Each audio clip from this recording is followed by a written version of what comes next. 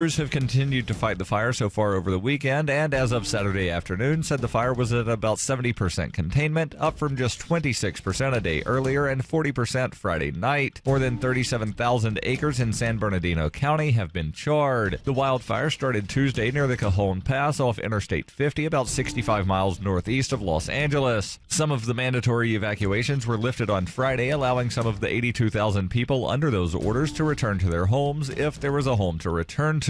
On Saturday, officials said at least 105 homes had been destroyed, along with more than 200 other structures. However, not one death or injury had been reported. The fire shut down stretches of several roads in the area, including California Highway 138 and Interstate 15, which is the main route between Los Angeles and Las Vegas. For nearly 40 years, Roberts & Roberts Brokerage has been a trusted source for buying and selling precious metals like gold and silver. They also take Bitcoin for precious metal purchases and have permanently removed the minimum purchase amount for all orders paid in the digital currency. Call Roberts & Roberts today for knowledgeable advice on buying and selling precious metals and a forward-thinking approach to new technologies. 800-874-9760 or visit online at rrbi.co. Reuters reports a federal judge on Friday recommended that prosecutors bring criminal contempt charges against Arizona Sheriff Joe Arpaio, finding that the controversial sheriff had violated court orders stemming from a 2007 racial profiling case. U.S. District Court Judge Murray Snow also urged criminal contempt charges against Arpaio's second-in-command, Gerard Sheridan, along with Maricopa County Sheriff's Captain Steve Bailey and one of Arpaio's attorneys, Michelle Iafrate. In a written order, Snow asked federal prosecutors to file contempt charges for 3 alleged violations by Arpaio, who styled himself as America's toughest sheriff and has built a national reputation for strong rhetoric and aggressive actions to crack down on undocumented immigrants. Federal prosecutors must still decide whether to bring criminal charges in a case that grew from a lawsuit challenging conduct by the sheriff's department as unconstitutional. Criminal contempt citations, if proven in court, carry penalties of jail time and fines. Mel McDonald, Arpaio's criminal defense lawyer, said he was certain his client would be vindicated. This has been FPP Radio News, online at fppradio.com. According to a groundbreaking new study published Thursday in the New England Journal of Medicine, psychologists have discovered that the average person, while ostensibly appearing to be normal and mentally sound in their day-to-day lives, immediately becomes a deranged psychotic when alone at home. We observed hundreds of subjects with successful careers, numerous friends, and loving families. Perfectly normal. But as soon as they were at their homes by themselves, they began presenting behavior consistent with those suffering from dementia, schizophrenia, and various other acute mental illnesses. Researchers illustrated the study's findings with footage of 29-year-old test subject Brian Temple, who, despite having a steady job and maintaining an ordinary social life, exhibited increasingly erratic and unstable activity from the moment he was alone in his apartment, including dancing in his kitchen to no music whatsoever, making grotesque faces in the mirror for extended periods of time, and seemingly having conversations with no one in particular. This is the Onion News Network.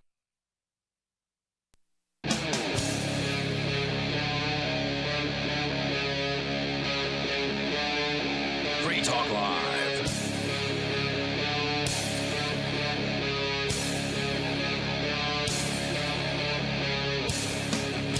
This is Free Talk Live. We're launching into the live Sunday edition of the program. Here with you, as always, 7 nights a week. You can call in to bring up anything that happens to be on your mind. Joining you in the studio tonight in beautiful Keene, New Hampshire, it's Ian. And Mark. Lots of interesting stuff, of course, that we can throw on the table, but you can actually bring up anything you want. That is the point of Free Talk Live, so you may join us toll-free at 855-450-FREE. That's 855-450-3733.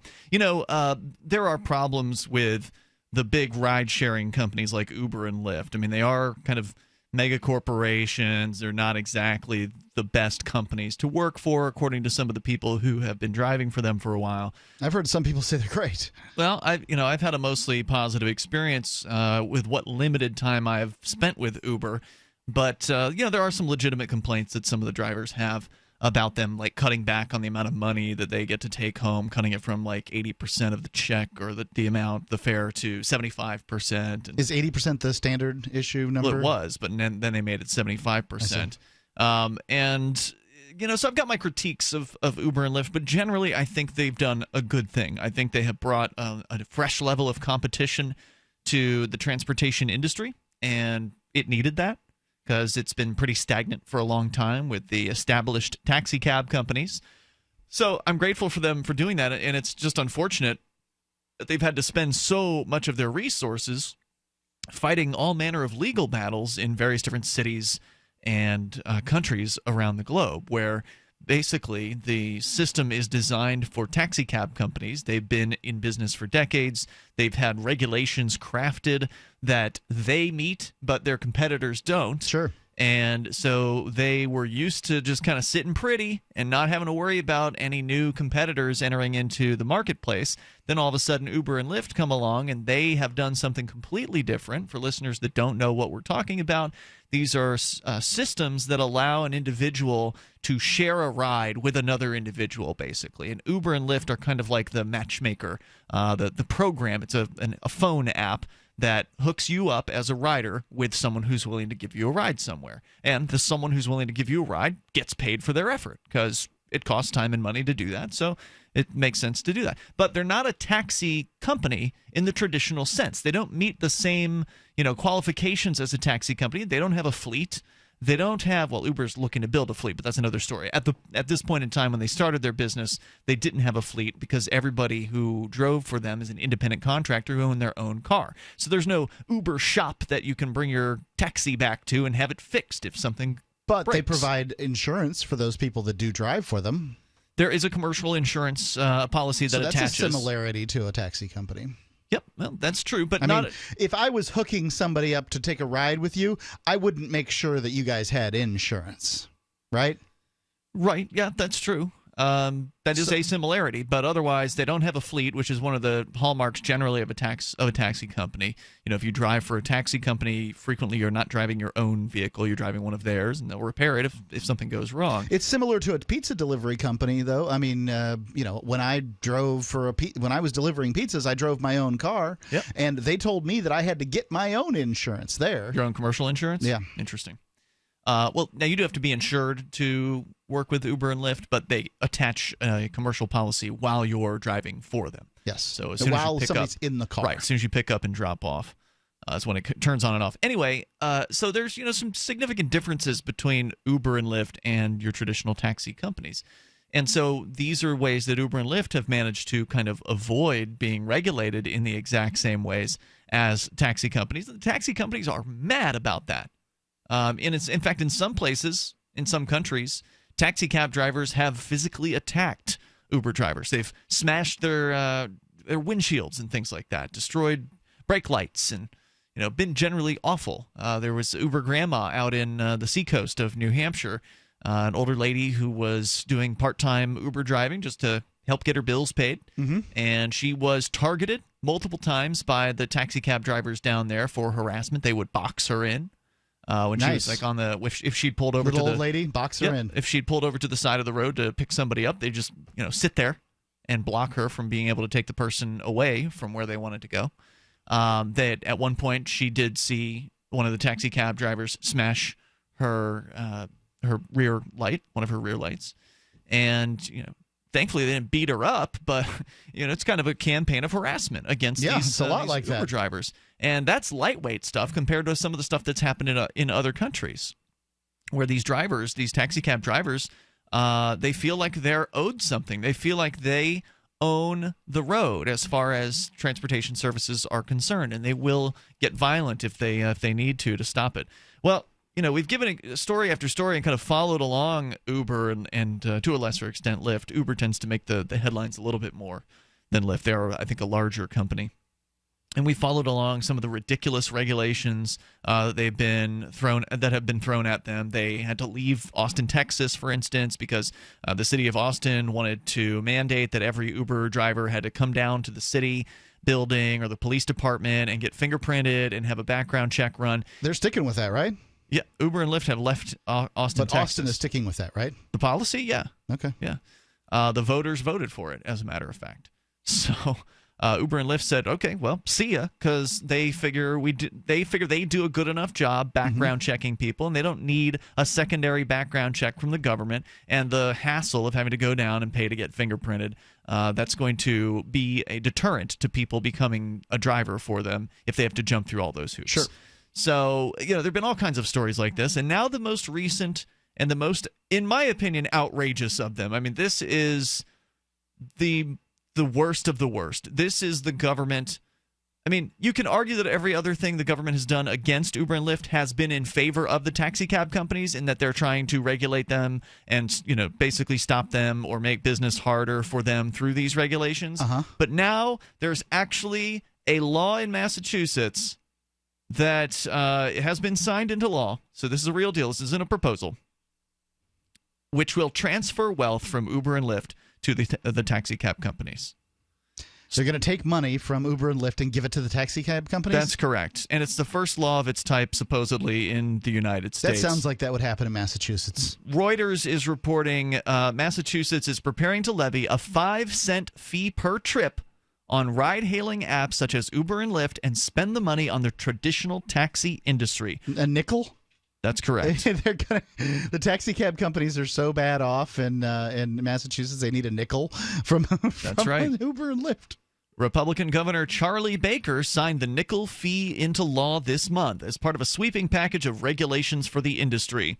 Ride services are not enthusiastic about the fee. The chief executive of Fasten, a ride service that launched in Boston last year, says, "I don't think we should be in the business of subsidizing potential competitors." Indeed. Said Kirill Evdokov.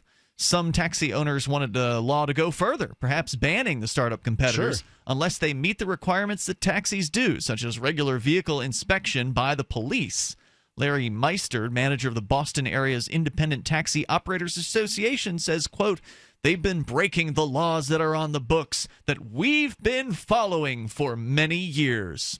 And this is that abuse victim mentality where the abused would like to see other people get abused. But they put the laws, I mean, they lobbied for these laws in the first place in order to prevent other taxi cab companies from rising up. There's a good chance of that, yeah. This is what happens when an established business gets into play. They make it difficult for somebody to compete against them. And now they're crying, where we paid a lot of money to lobbyists to make sure that we had these laws so they couldn't compete against us, and they made an end run around our rules. Yep, that's pretty much what this is. But it's not just 5 cents. It's actually a total of 20-cent tax on each ride. 5 cents will go to the taxi industry. 10 cents will go to cities and towns, and the final 5 cents will be designated for a state transportation fund. Yeah. The fee may raise millions of dollars per year because Lyft and Uber alone have a combined 2.5 million rides per month in Massachusetts. That's a lot of rides. It's a lot of rides. Yeah. We'll continue to tell you more about what's going on with this. It's a toll-free number if you want to join us, 855-450-FREE. Maybe you're one of those taxi cab people that you just love this law. You think it's a great idea? We'd love to hear from you. Toll-free number 855-450-3733. You can join us here on the live Sunday edition of Free Talk Live. Also, Skype into the show at Skype username LRN.FM.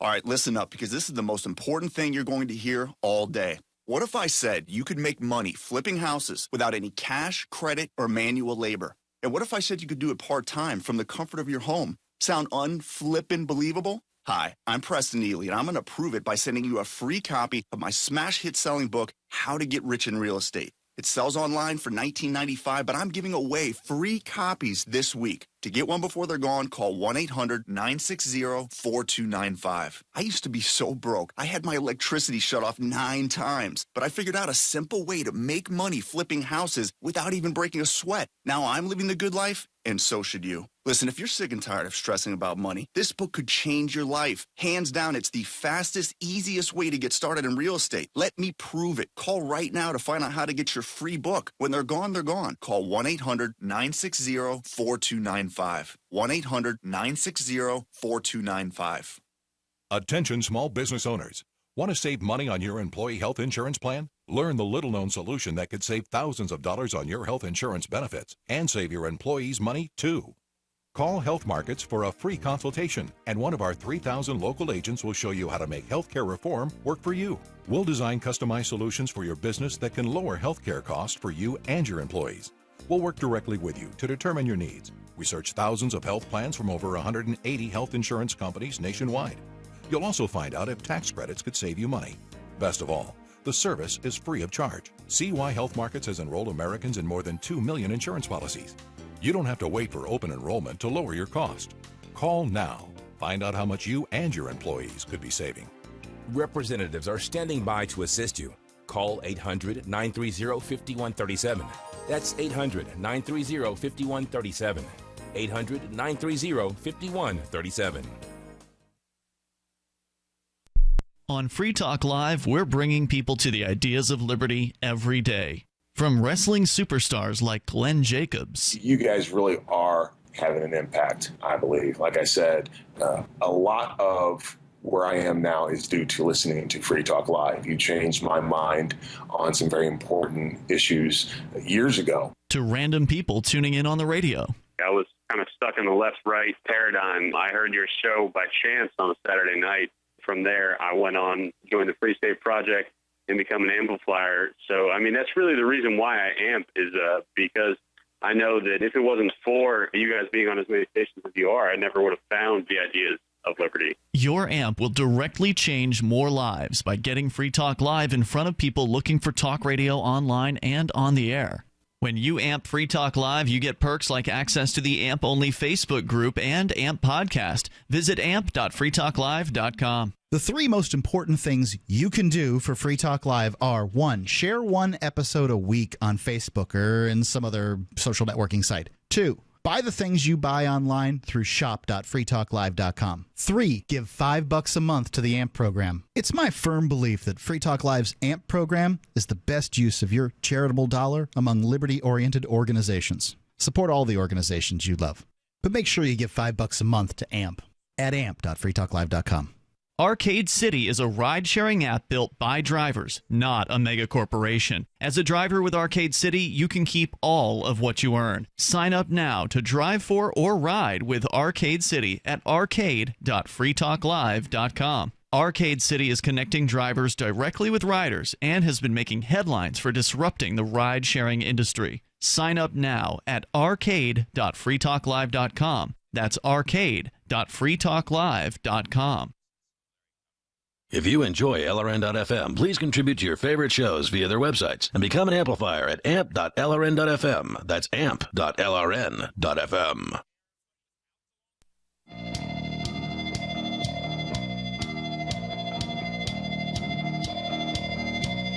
Free Talk Live. You can join us right here. The toll-free number for you to take control of the airwaves is 855-450-FREE. That's 855-450-3733. The Bernie Sanders debate challenge still on the table. He has not yet responded. I did see a headline saying that he was going to be hitting the campaign trail for old Hillary, so he's completely sold out. Of course, anybody who thought he already wasn't owned by the establishment was just fooling themselves. But will he respond to the offer of $250,000 worth of Bitcoin that will be donated to the charity of his choice? All he has to do is agree to a debate, just a 3-hour-long debate where he gets to choose the objective moderator. He chooses the city in which it happens. So, he could just totally do it where he lives. He doesn't have to leave, go anywhere special for it. Which house? He's got 3. They are, I doubt they're going to have it at his house, but, but it could be where he lives, though. Some sort of venue. Surely he's got houses in different places. I bet he does. And so all he has to do is agree to a debate with Adam Kokesh, who is a voluntarist. So it will be socialism versus voluntarism in a debate, 3 hours in which both men have equal time. And then $250,000 worth of Bitcoin will be donated to the charity of his choice. And also Adam Kokesh will get $50,000 worth of Bitcoin donated to the charity of his choice. All Bernie's got to do is say yes. And so far, silence. If you want to learn more about the invitation, you can go to bernie.freetalklive.com. That's bernie.freetalklive.com. It's Ian and Mark here on the live Sunday edition of Free Talk Live. We'll talk more about the not just protectionist, but wealth redistributionist law that has been implemented in Massachusetts that's taxing Uber and Lyft and shuffling the money over to the taxi companies. First, though, Sarah's in New Mexico. You're on Free Talk Live. Hello, Sarah. Yes, hi. I just wanted to let you know the breaking news about New Mexico. We want to reinstate our death penalty. Ooh. Did you know that we abolished the death penalty about 7 years ago? Now, why would you want to reinstate? Why would you want to reinstate the death penalty? I wouldn't have thought you'd have been for the death penalty. Well, the thing about it is that, they didn't shooting the police. They shot another police down in Las Cruces or something, and they shot another police. They shoot them dead, and they think it's a joke because they just do life in prison. You think life in prison's a joke? Well, I mean, they must think it is because they're shooting the police all the time in our state. Do you think that that they're thinking to themselves, well, thank goodness all I have to do is life in prison? I don't know why, but, I'm really tired of losing all of our officers. I don't think it's funny that. Do you think that this is going to stop it? I mean, that's really the question here. Is the death penalty hasn't shown itself to be particularly effective deterrent? Well, you know what? I think it's going to be a little bit of a deterrent. Why do you think there's no evidence for it? Have you researched the death penalty and looked at surrounding states Google that have the death penalty and ones that don't, and that way you can see that murder rates are similar or different? Well, I don't really know about that. No, she's going purely on emotion. That's all, like most people. This is wild speculation. Let me talk to you about the costs involved of maintaining a death row, because it's an extraordinarily expensive endeavor. This isn't cheap. It's cheap. It's cheap on the when you look at government programs. Certainly, there are more government programs that cost more. But when you're talking about locking people up in these prisons for long periods of time, they don't get out. They have to be taken out to recreate on their own. Their meals have to be delivered to them rather than them going to their meals. There's more officers per inmate there, which is a cost as far as overhead goes. It's the largest of the costs, and it really doesn't have any particular benefit. The benefits are marginal as far as a deterrent goes at best. Well, the thing is, our Governor Susana Martinez, she's a Republican. She's pushing for it. No doubt. Republicans love the death penalty. Yeah, that's why I'm surprised, Sarah. I figured that you would be against the death penalty. Sarah's not a Democrat. She's a statist. Yeah, anytime a government program comes along, she likes it. Yeah, what a shame. I mean, because the fact is the death penalty is not a deterrent. The numbers are there to show that it's not a deterrent. Well, the numbers will sometimes show a marginal deterrent. What you end up doing is you kill innocent people. So really the question is, Sarah, how many innocent people are you willing to put to death in order to find one that's actually guilty? Well, I don't know about all that. Would you pull the lever yourself, Sarah? Would you take that job? Well, the thing is, I'm sick and tired of. I bet you could do that one. I mean, you've said to us Sarah, before. I don't really care about your emotional attachment to who's getting shot. Yeah. What I care about is you thinking about this particular problem. This is one that really strikes home for me because people who say that they want the death penalty really need to consider that what they're trying to do is eliminate murder. But as Ian said, any system of man is going to be flawed, right? Right. But, that means that you're going to kill innocent people, right? Well, innocent people is our police officers getting shot. Will innocent people be killed with the death penalty, Sarah? What'd you say? Will innocent people be killed if you reinstitute the death penalty? Well, I think there's going to be less. Yes or no? Killed. I don't care about less. You don't understand. You don't understand the question. Okay, one more time. The question is: all systems that people make are flawed, correct? That's correct. Okay. If you institute a death penalty that's administered by people, will innocent people die? As a result of the death penalty, meaning that somebody who's convicted of murder. Will the state, in your name, kill innocent people? Well, you know what? The stakes are yes inevitable. Or no? Answer the question yes or no, Sarah. Well, it is true, but you know what? Absolutely, okay, thanks for the call tonight. I don't care about that. That's why I hate the death penalty. The death penalty is put in place by people who want to stop murder, who are then advocating for what is obviously murder. The toll-free number here is 855-450-FREE. That's 855-450-3733. Yeah, Mark, you got to break a few eggs to make an omelet. You've got to protect you got to kill some innocent people to protect the police. Isn't that important? Aren't they just more important? It's always talking about the police, right? And look, I'm not happy about police getting shot, but let's not suggest that police are any more important than the rest of us. How many cops are going to end up getting the death penalty when they shoot innocent people? Probably none. Yeah, I bet you none. I don't know that a police officer has ever gotten the death penalty in the United States for killing an innocent person. I know that BART officer that killed an innocent person in 11 custody months. got 11 months in prison. I can't imagine what That's the rest when of us the BART officer shot a man in the back. Just shot him in the back. As he was handcuffed on the ground and being held down by other officers. Yeah.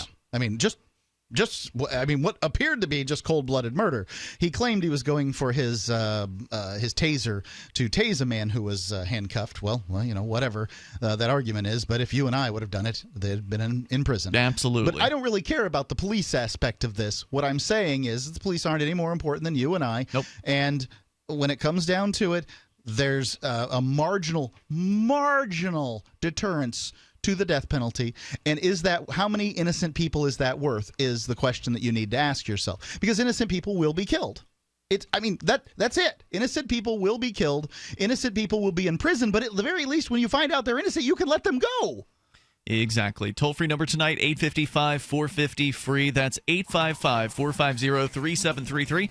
Coming up, speaking of innocent people, there's a man who owes the city of Dallas $259 for not wearing a bicycle helmet, a law that doesn't actually exist. That's the top story over at freetalklive.com, as submitted and voted on by listeners just like you. We'll get to that. Also, more about this insane Massachusetts law that's going to tax ride-sharing and give the money to the taxi companies. 855-450-FREE.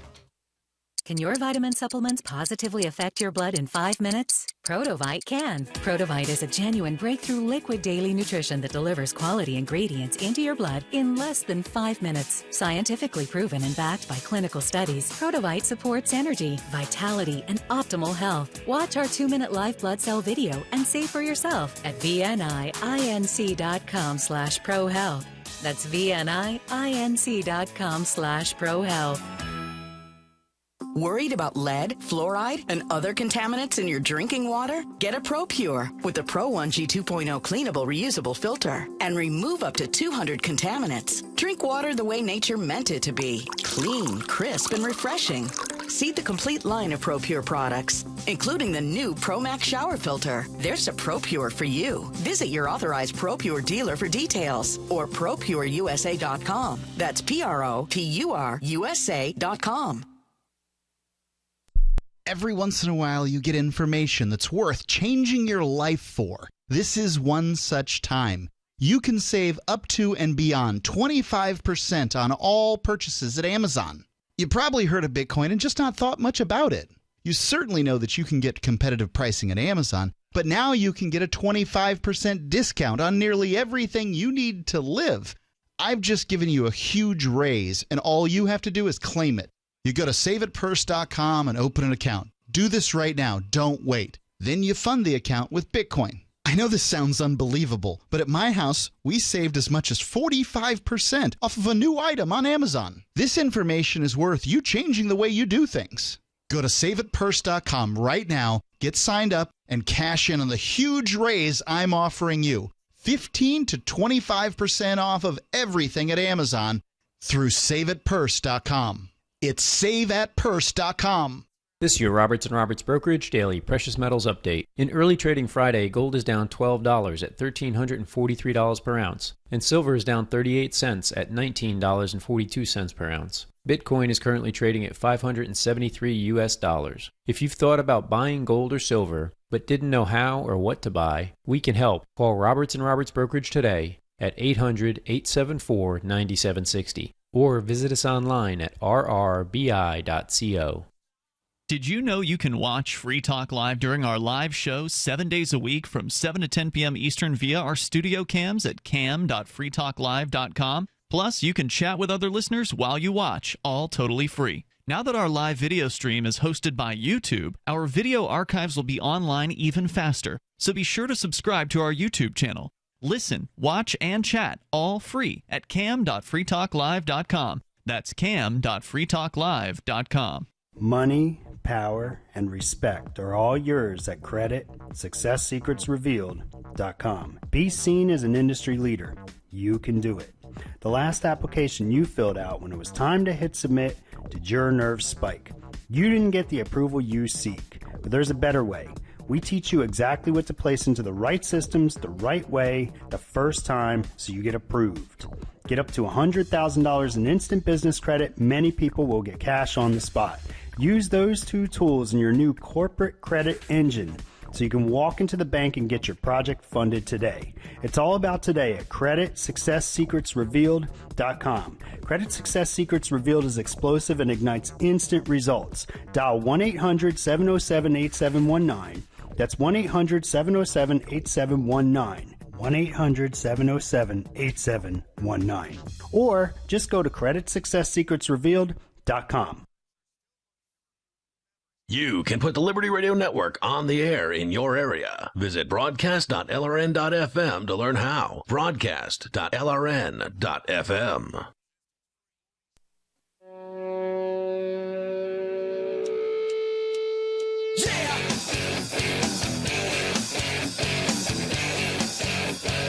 It's Free Talk Live. You can join us by dialing toll-free here at 855-450-FREE. That's 855-450-3733. You can also bring up anything that you want. That is the point of the show. But we are going to get back into the story about Massachusetts and the insane new law that takes protectionism to a whole new level. This is not just protectionism. It's an actual transfer of wealth from one company to another. In this case, a couple companies, Uber and Lyft, and any other ride-sharing companies operating in Massachusetts will have to collect a 5-cent tax that will then go to benefit the taxi establishment, the old-school taxi businesses. We'll tell you more about it coming up here. And tonight, when you go to bed, think about the position of your head and neck. And the reason I say that is because there are, in many cases, chronic headaches, neck, and even back pain can be solved with the right pillow. And you may not have the right pillow because you may not have MyPillow. You can go to MyPillow.com and learn more about what is the best pillow that I've ever used. And Mark, you've got the MyPillow as well. Yep. And what I'd say about that is lots of pillows will hold your head and neck in the right position, and you got to find the pillow that's right for you. But what MyPillow will do that the rest of them won't do is well, you can wash it. So just think about that great pillow you've got that holds your head and neck in the right position. When was the last time that thing was cleaned? Yeah, you can't do that generally with pillows. I wouldn't know how to begin. They're just not designed for that. You can't, really. Right. I mean, if it's wash a down the cover and that's it. If it's a down pillow, which is the worst option for head and neck position, you could dump the feathers out into like a bag or something and then wash the covering, and that's about all you can do. Sounds like a mess. Oh, it is. Anyway, MyPillow.com. Use code FTL, and you can get yours at half off or 2 for the price of 1. There's a 60-day money-back guarantee, so if you don't agree, for whatever reason, you don't think it's the best pillow you've ever used, then you can send it back to them. Not a problem. Code FTL, like Free Talk Live, gets you the special deal at MyPillow.com. Plus, there's a 10-year warranty on the product. Our toll-free number, if you want to join us here, is 855-450-FREE. The insane Massachusetts government has once again, by the way, they're not one of the freest states in the union. No. I forget what their ranking was. They've got to be in the bottom quintile. It's the bottom for sure. In fact, New Hampshire is surrounded by a bunch of very unfree states, and yes. Massachusetts is one of them. There's a 20-cent fee that they're going to be applying. This law has been signed by the governor, to every ride share, to every ride on Uber and Lyft, and just Uber and Lyft alone have a combined 2.5 million rides per month in Massachusetts. 5 cents out of that 20 cents is going to go to the taxi industry. And I'm not sure how that's going to get broken down. Is it going to go to an industry association? Will it be delivered to certain companies? I don't know how they're going to distribute that. I bet it doesn't trickle down to the worker, the taxi cab drivers very well. I bet it goes right to the bosses. The law says the money will help taxi businesses to adopt, quote, new technologies and advanced service, safety, and operational capabilities. unquote, It's and ridiculous. to support workforce development. Regulations for how the fee will be collected and a plan for how it will be spent still need to be drawn up, says the It would just take the money, though. Yep, says the spokesbureaucrat for the state's mass development agency, which will be in charge of the money. Riders and drivers will not see the fee because the law bars companies from charging them. Instead, companies themselves will pay the state, although Evdokov said it will be passed on to riders and drivers one way or another. Every fee and tax that goes to a corporation trickles down because corporations don't exist. They're just pieces of paper, and only humans pay fees. Yes, but the thing is, it's a sneaky law because now you're not going to see on your receipt that you get from Uber, it's not going to break out the fact that, 20 cents of this $5 ride went to taxi company welfare. Yeah, exactly. Authorities worldwide are grappling with how to regulate and tax ride-hailing. Seattle's passed a law that allows drivers to unionize, and in Taiwan, Uber's battling a tax bill of up to $6.4 million. Despite the cost, ride services in Massachusetts appear to have accepted the fee in exchange for other provisions. For example, the law does not ban them from picking up at Boston's airport or convention center, although there will be special rules for those sites. Lyft is pleased with the law, even though it's not perfect, said their spokesperson. We'll pay 20 cents to be able to pick up at the airport, whatever. Soliciting readers for how to spend the 5-cent fee, a column in the Boston Globe offered ideas such as hospitality training, incentive bonuses, and help. That's right. Uber and Lyft drivers need hospitality training. When I've gotten into Uber and Lyft, these people... No, I think it's for the taxi industry or something like that. Well, they need the training, but for God's sakes, that's what they're supposed to be doing. Train your employees. Incentive bonuses and help so taxi owners could buy flagship vehicles like a 1940s Checker or a Porsche. You got to be kidding me. You have to be kidding me. Now, to be fair, these are just the readers responding to the Boston Globe column, so that's not the official government position. Is it a joke? I mean, because it's funny. You know what taxi cab companies need? Porsches. Yeah. Meester said the money could go toward improving a smartphone app that his association has started using or to other big needs. He says we definitely need some infrastructure changes. The 5-cent fee will be collected through the end of 2021. Now, this is kind of interesting. Then the taxi subsidy will disappear, and the 20 cents will be split by localities and the state for 5 years, and the entire fee will go away at the end of 2026. Now, that presumes they don't re-up this thing and continue it running. But it's Massachusetts has never seen a tax it doesn't like. But it's almost like this is sort of a kiss goodbye tax. Like, okay, well, you poor taxis, you are just, you're on the way out. Here's a little subsidy so you can keep your business running a little bit longer. But after 5 years, we're going to cut you off. Why don't these owners just put their taxi cab drivers on Uber and Lyft and let them make some money? Well, the owners wouldn't get a cut of that. Split the fees. You give them a car? The owners could probably do something like that with Arcade City when it comes out, which is, by the way, scheduled for September 1st. The Arcade City app is supposed to hit.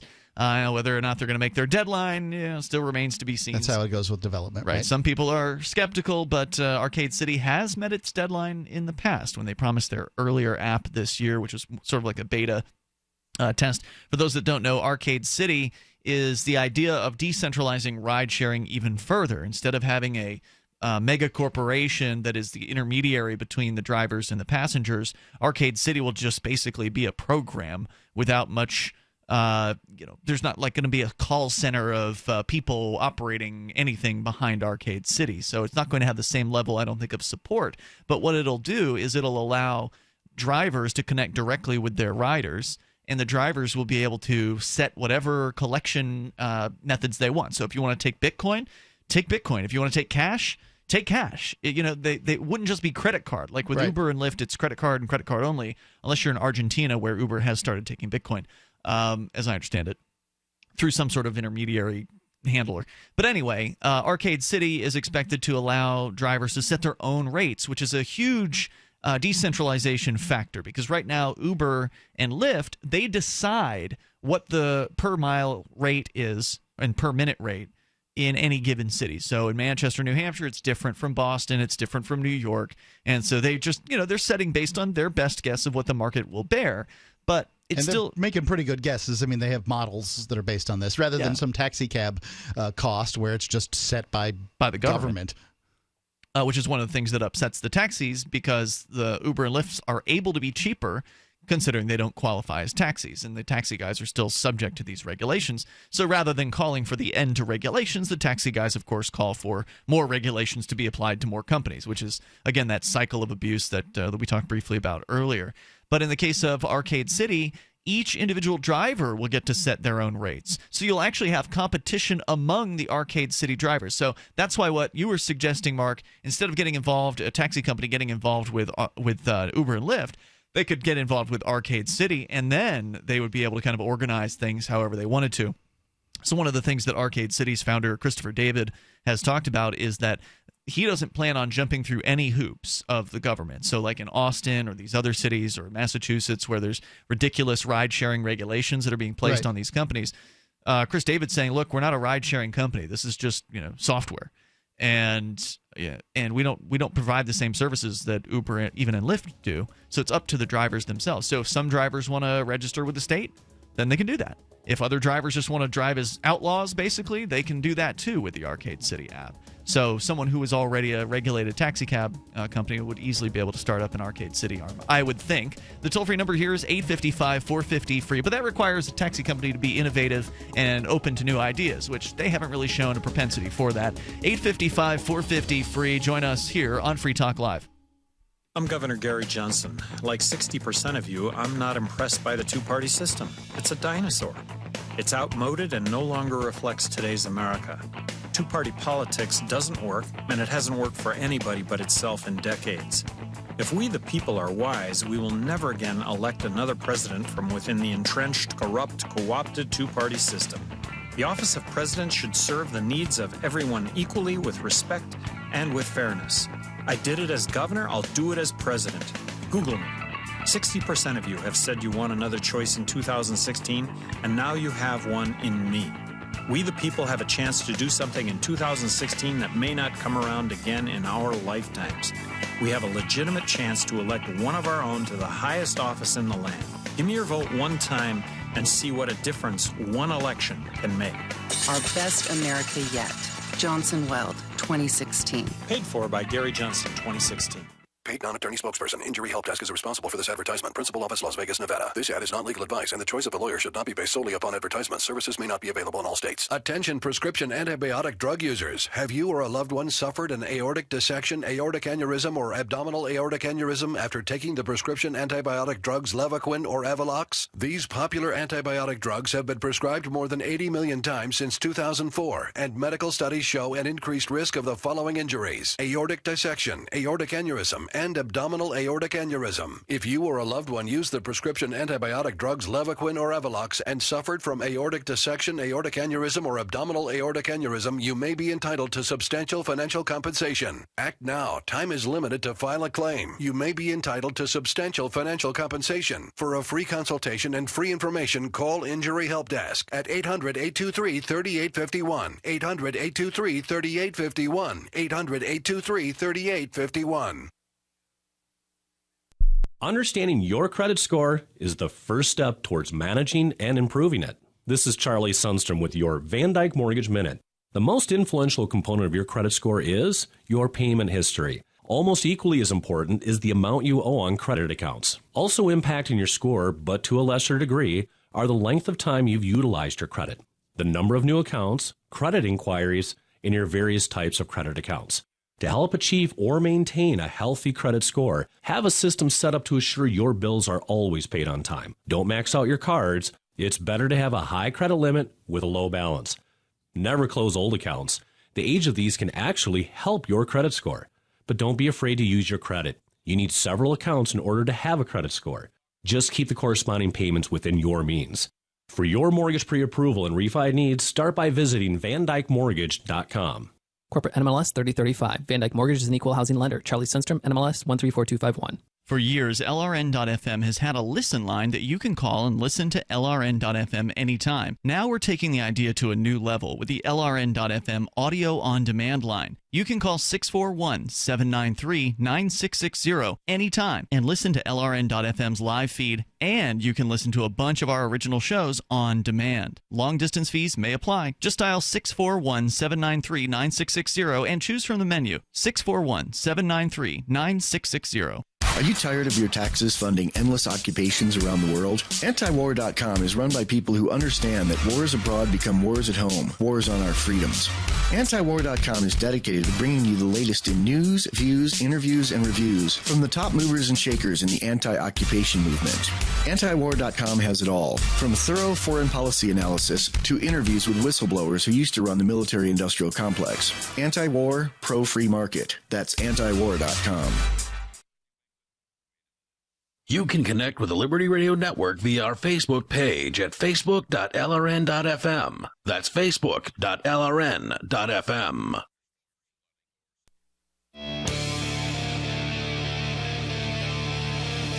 It's Free Talk Live. Dial in and join us here at 855-450-FREE. That's 855-450-3733.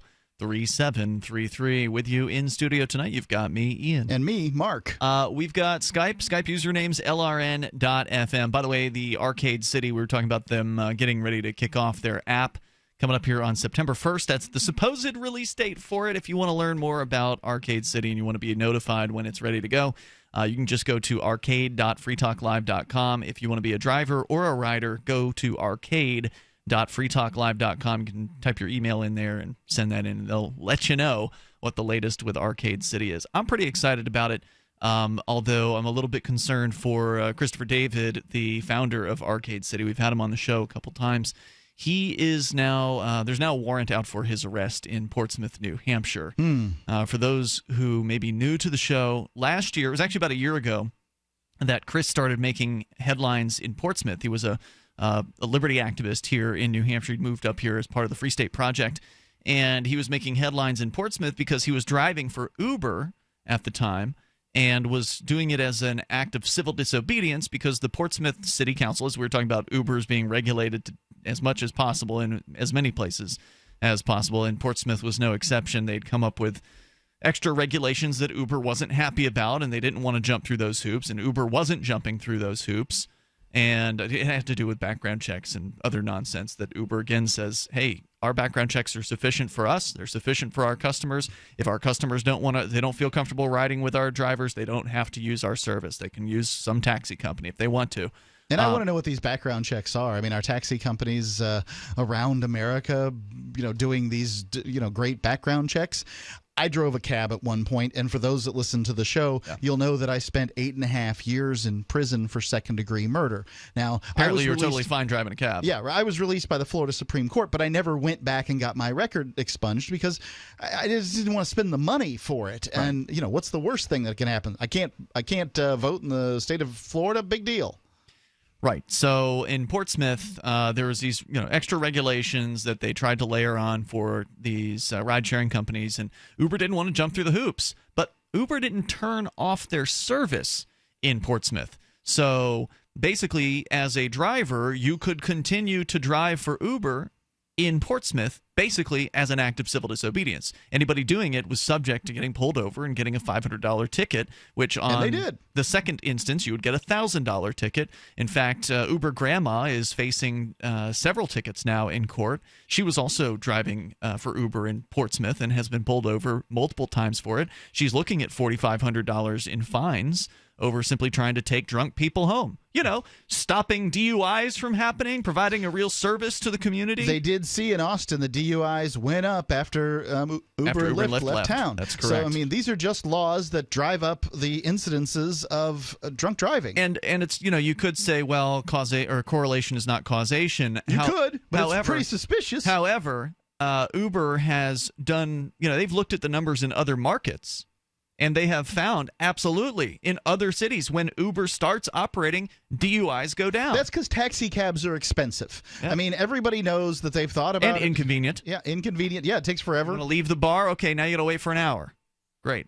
Uber, 5 minutes. When we needed an Uber in downtown San Francisco, it was 6 minutes. I mean, weren't far away at all. No. So back to Portsmouth. So Portsmouth regulating Uber. Uber says, well, we're just going to keep our app on, and any drivers who want to drive, we'll back you in court. And so Uber is going to provide the attorney for the Uber grandma. Now, the thing is, Chris David never actually got a ticket for driving for Uber. What he got ticketed for and arrested for, actually, was for recording audio of a bouncer outside of a club in downtown Portsmouth. So he was driving for Uber, is outside of a club getting ready to pick somebody up for an Uber ride. This bouncer comes out and starts haranguing him. Well, he had like a dash cam or something like that, or maybe it was just his cell phone, but he had some kind of recording device, allegedly, because he ended up with an audio recording of this bouncer basically saying, "You Uber." I mean, it's a ridiculous video, and then the bouncer's giving him a hard time because he's taking customers home safely. It was absolutely outrageous. And so when the police heard that, of course, the police are all over Chris David because he's this known civil disobedient. They've been trying to catch him for a long time. Well, now he posts this video over at freekeen.com, which is my blog site. And the police saw that, they heard it, and they went and they've tracked him down and arrested him and charged him with felony wiretapping because in New Hampshire there's a stupid law. It's one of the worst ones that we have here that says that you as an individual cannot record other people's conversations with you unless you have their consent. It's called a two-party consent rule, and most states do not have this. Most states, so long as one party consents, the recording is legal. So in this case, that if it were a one-party state, this would have been a completely legal recording, but now the police are saying it was not, and so they ended up dropping the charge from a felony to a misdemeanor. Because it doesn't fit felony, because a felony would be that nobody who participated would know that it occurred. So felony would be a classic example of wiretapping where you're listening to a conversation that you were not actually a part of. It's none of your business. Whereas in this case, he was one of the parties to the conversation. So I think it's going to be an interesting case. Unfortunately, when Chris was supposed to go to court, he missed his court date, and now there's a bench warrant out for his arrest. Now, why did he miss the court date? Well, we don't have all the details on that, but I suspect it had to do with the fact that he was busy in Austin, Texas, because he moved down to Austin on a temporary basis once the whole Austin thing happened, where they started regulating these ride-sharing companies, and Uber and Lyft left town. Chris saw that as an opportunity. He brought Arcade City down there. They set up a Facebook group. It blew up to 30,000 members in a Facebook group. Yeah. I mean, a 300-member Facebook group is annoying and, busy. 30,000 people in a Facebook group posting requests for rides and things like that because the Arcade City app didn't exist yet at that point. But he just did it. They're still giving rides in a Facebook group. It's amazing. It's incredible. And they've gotten a bunch of, press coverage, Fortune Magazine, all kinds of big news coverage. Of course, plenty of Austin area press coverage. So Arcade City is in a real good position to launch something pretty cool here. And I'm excited about it because we were actually at the Decentralization conference, thanks to Arcade City. They actually brought us out there a few weeks ago in San Francisco. And we were sitting down with Chris and some of the guys from Airbits, which is one of the Bitcoin wallets, and they're talking about integrating Airbits into Arcade City. And so, I mean, there's some pretty cool plans in the works for this thing. So we're going to keep you in the loop as that continues to develop. Again, if you want to get signed up, just go to arcade.freetalklive.com. And I love, the idea of decentralizing ride sharing even further, getting away from having the centralized companies that we currently do, because this is the thing that's happening on a wider scale is things like Airbnb, Uber, Arcade City, these other concepts of decentralizing these services. It's given the state a real run for their money because they don't really know how to respond to this. Yeah, they're trying to pass new laws to regulate. They don't know how to deal with it. Right. They're trying to pass new laws. They've got transportation network companies now. That's the new legalese term for ride-sharing companies that are being there are laws being passed to try to regulate them. There's Airbnb laws that are being passed to try to tax the people that want to share their homes. You can't let people come stay in your house and then pay you for without paying the state. Yeah, you can. You just have to pay the state. That's what they want, right? And it's just amazing. Every little area where you and some people are trying to do something together, they just get involved. That's right. Well, that's because they're a criminal gang and they need a cut. Don't forget that many of these people enough of these people play along to give them power. If they fall down and hurt themselves in your bathtub or whatever, then these people are like, how come you don't have insurance for this? You're staying here and you're giving me $20. Of course I don't have insurance. Right. So, these governments are trying to kind of keep up with the marketplace. And the beauty of all this decentralization is eventually, already you can argue that the internet and these concepts are outpacing the state. The state's way behind the ball on this. How many years has Uber and Lyft and Airbnb been around now? Several? Yeah. 4 or 5 years, something like that. So, they're that much ahead of the game. The government's slow to react, slow to figure out how to handle this stuff. And before they're going to get these Airbnb and Uber laws passed, you've got companies like Arcade City that are decentralizing things even further and, cut out the middleman. And you're going to have an even more difficult time. The state's going to have a much more challenging time with this. You've got things like Bitcoin, these decentralized currencies. Right. The state doesn't know what the hell to do. Track them down now. They every now and then they'll catch somebody with some Bitcoin, and then they end up selling it. Like with the Silk Road, they caught a bunch of Bitcoin in that arrest, and now they're liquidating it. So it's not like the Bitcoin's going away. The state knows it's worth something, so they're getting their cut of that. But, the state's days are numbered here, and I'm excited to see it fall. 855-450-FREE, that's the toll-free number. You can join us here. Speaking of regulations, Mark, you had a story about a Viking ship that is being regulated out of business, it sounds like. Plus, there's a man who owes $259 to the city of Dallas for not wearing a bicycle helmet after the city abolished the bicycle helmet law. The toll-free number here is 855-450-FREE. It's the live Sunday edition of Free Talk Live, and you can join us here. Hour 2 is coming up, and you can join us on Skype at lrn.fm. Here's a good idea. When you have a legal matter like creating your will or legally setting up a business with a corporation or LLC, you don't necessarily need a law firm. Use LegalZoom.com. At LegalZoom.com, you answer straightforward questions online, and they take care of the rest. They even review your answers for common mistakes and guarantee your satisfaction. Free Talk Live listeners, you'll get 10% off your order by typing in FTL in the referral box at purchase. Don't procrastinate with these important legal documents. LegalZoom.com. Free Talk Live has partnered with Amazon, the largest internet retailer. Imagine a department store category, and Amazon has it. Books, electronics, office products, furniture, jewelry, automotive, toys, clothing, sporting goods, and dozens of other categories. Now you can shop and support Free Talk Live by entering Amazon through our website. Go to shop.freetalklive.com, and Amazon will send us a portion of your purchase. You're going to do the shopping anyway, so remember to enter through our site at shop.freetalklive.com. That's shop.freetalklive.com.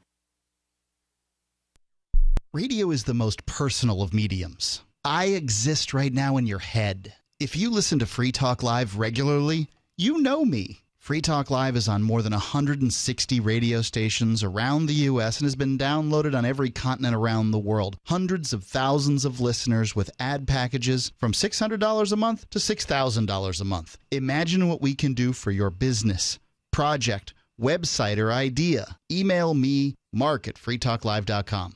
The 3 most important things you can do for Free Talk Live are: 1, share 1 episode a week on Facebook or in some other social networking site. 2, buy the things you buy online through shop.freetalklive.com. 3, give $5 a month to the AMP program. You likely buy all kinds of things online. Amazon is the largest online retailer. You can get what you need at the same prices with free Super Saver shipping by going to shop.freetalklive.com. Please do your online shopping at shop.freetalklive.com. You're listening to the live edition of Free Talk Live. Hour number 2 is next after the news here on the Liberty Radio Network at LRN.FM. From Keene in the Shire, the Liberty Media capital of the world, this is Daryl W. Perry, host of FPP Radio News for Sunday, August 21st, 2016. Silver is trading at $19.31 per ounce. Gold is valued at $1,341 per ounce. And according to BitcoinAverage.com, the average price of Bitcoin is $587. Antiwar.com reports a suicide bombing against an outdoor wedding party in the southern Turkish city of Gaziantep has killed at least 30 people and wounded 94 others, according to officials. There's been no claim of responsibility thus far for the attack. Turkish officials appeared to concede that they aren't sure who was behind the attack, with Deputy Prime Minister Mehmet Şimşek saying that the PKK, the Islamic State, or the Gulenist movement are all attacking Turkey right now, and that the country will overcome all of these attacks. The Islamic State is probably the best bet, however, as the city is just north of the Syrian border, and on the Syrian side, it is an area controlled overwhelmingly by the Islamic State in the Aleppo province. The Islamic State also tends to be less willing to take credit for attacks inside Turkey. That this was in a mostly Kurdish district and many of the attendees were Kurds also makes the PKK strikes relatively less likely. Turkey has struggled with growing numbers of terrorist attacks from myriad different groups nationwide, including not just the PKK and the Islamic State, but also groups like the Marxist-Leninist Revolutionary People Liberation Party Front. Turkey is also in the midst of a massive purge after last month's failed military coup, which the government is blaming on the Gulenist movement. This purge has seen over 40,000 people jailed and much larger numbers fired from government posts. This major attack, while just one of many for Turkey, is likely to raise questions about whether the purge is weakening the government's ability to prevent terrorist operation inside major cities in the country and could prove embarrassing for the Erdogan government. FPP Radio News is brought to you by Bitcoin Not Bombs. Bitcoin Not Bombs is a launching pad for nonprofits and social entrepreneurs into the financial freedom of the Bitcoin economy. Bitcoin Not Bombs is fully committed to being the hub of the nonprofit sector of the Bitcoin economy, maximizing the potential cross-promotion of all our clients and commercial partners. To learn more, visit bitcoinnotbombs.com. UPI reports firefighters gained more control Saturday over a savage blaze in the Southern California wilderness that so far destroyed more than 300 homes and other structures and blackened nearly 60 square miles of land. Crews have continued to fight the fire so far over the weekend, and as of Saturday afternoon, said the fire was at about 70% containment, up from just 26% a day earlier and 40% Friday night. More than 37,000 acres in San Bernardino County have been charred. The wildfire started Tuesday near the Cajon Pass off Interstate 50, about 65 miles northeast of Los Angeles. Some of the mandatory evacuations were lifted on Friday, allowing some of the 82,000 people under those orders to return to their homes if there was a home to return to. On Saturday, officials said at least 105 homes had been destroyed, along with more than 200 other structures. However, not one death or injury had been reported. The fire shut down stretches of several roads in the area, including California Highway 138 and Interstate 15, which is the main route between Los Angeles and Las Vegas.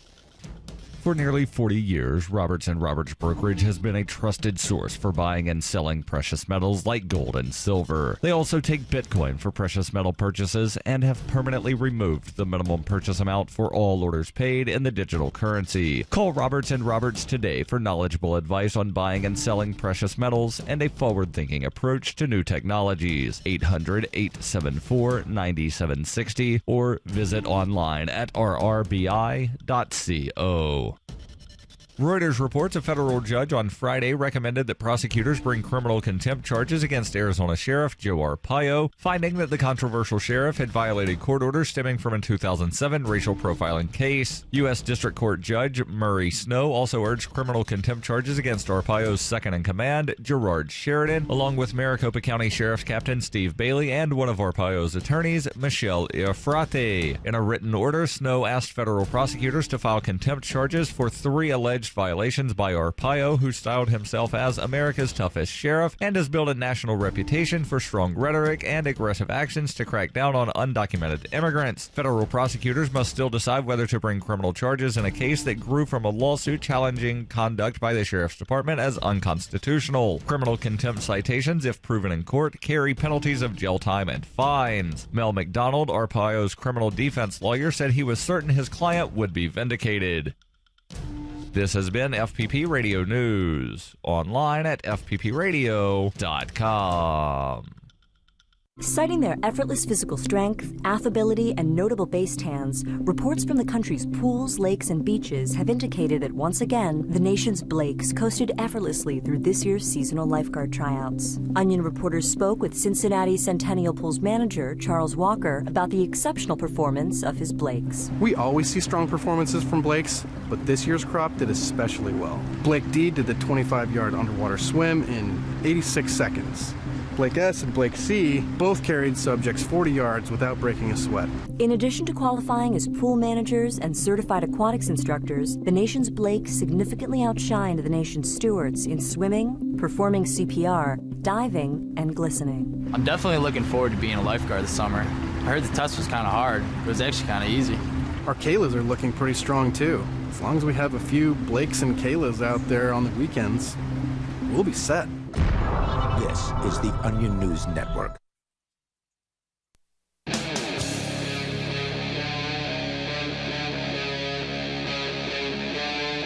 Free Talk Live.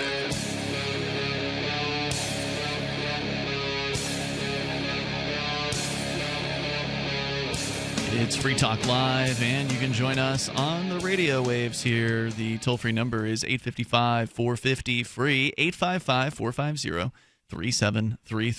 You can bring up anything you want as we launch here into the second hour of the program. And joining you in the studio tonight, it's Ian. And Mark. And, of course, you can bring up anything that you want. The number one story right now on our website, as submitted and voted on by you, because it's a Reddit-based system, so you get to just submit whatever it is you want, and then other listeners can vote whether they like or dislike your suggestion. Celestrian had submitted this one about a man who is apparently wanted in the city of Dallas over a $259 ticket for not wearing a bicycle helmet, or I guess a ticket that became $259. It wasn't originally $259. Anyway, the story is from the Dallas Morning News. Edward Adkins is a wanted man for breaking a law that no longer exists. A Dallas officer caught Mr. Adkins riding a bicycle without a helmet in September of 2014.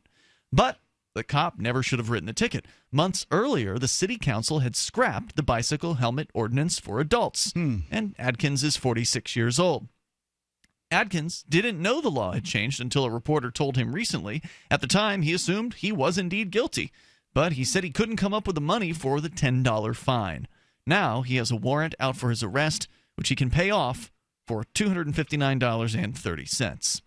Of course, if he didn't have $10 for the original ticket, you can better believe he doesn't have $259 either. I kind of feel like you have bad planning skills if you can't come up with $10 for a ticket, but, whatever. Well, absolutely. I mean, poor people are poor because they have bad financial planning skills for the most part. I mean, there are some extenuating circumstances for some people. Tragedy can strike, a house fire or something like that. But, generally poor people are the way they are because they spend money on unimportant things like cigarettes and alcohol rather than putting some money away for savings and You probably could have stood on the street corner, got the $10 for the ticket, held the ticket out and said, hey, look, I need to pay this ticket. He probably could have gotten it. But $10 is more important to do other things with, apparently, to some people. It wasn't the $10; it was the time. It's the planning. Yeah, I don't blame anybody for not wanting to pay a ticket. I mean, I got screw you. those people, screw the government. But generally, if you don't pay the ticket, then, or at the very least, challenge the ticket, then things are going to get worse for you. Yeah, and they are. I wish you could just ignore the government, but unfortunately, they will That does not work. They will not allow themselves to be ignored.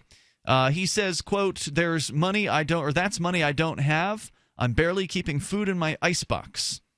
Adkins got an icebox. is That's pretty poor. good. He lives off odd jobs, saying he brings in about $80 per week, and the municipal court system has no easy answers for him. The warrant has left him fearful that he will wind up behind bars again, years after the Navy veteran quit stealing and selling drugs and tried to move on with his life. Yep, don't do that. No matter what, don't do that. Don't quit selling drugs? Don't do anything that they can get you for.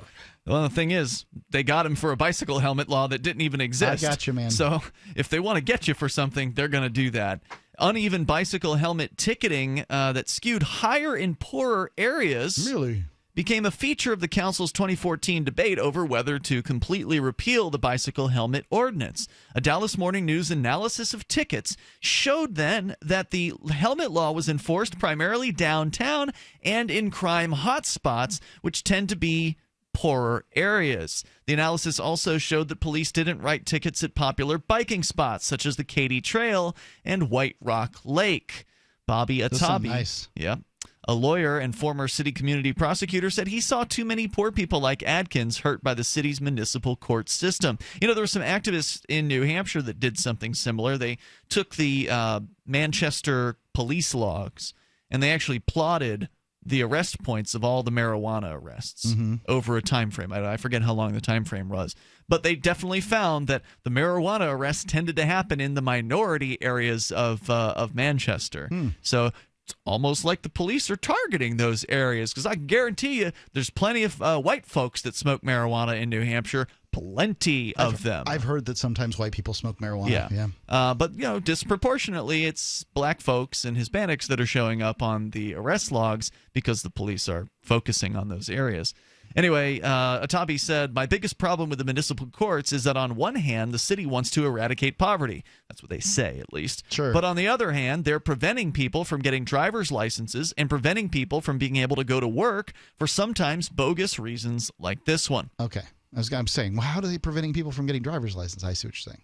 Abtahi said city officials ought to take a holistic view of municipal courts instead of looking at revenue and whether fines are paid. Back in 2014, a few council members saw the laws an unnecessary burden for bicyclists, and they argued the ordinance should be totally repealed. Yeah. Still, some council members believe the law was needed for safety, and so the council voted in June of 2014, which was several months before he was arrested, voted to make the law only apply to minors. The change provided relief to future cyclists but gave no measure of amnesty for previous violators. More than 30 people have outstanding warrants because of tickets that they didn't pay.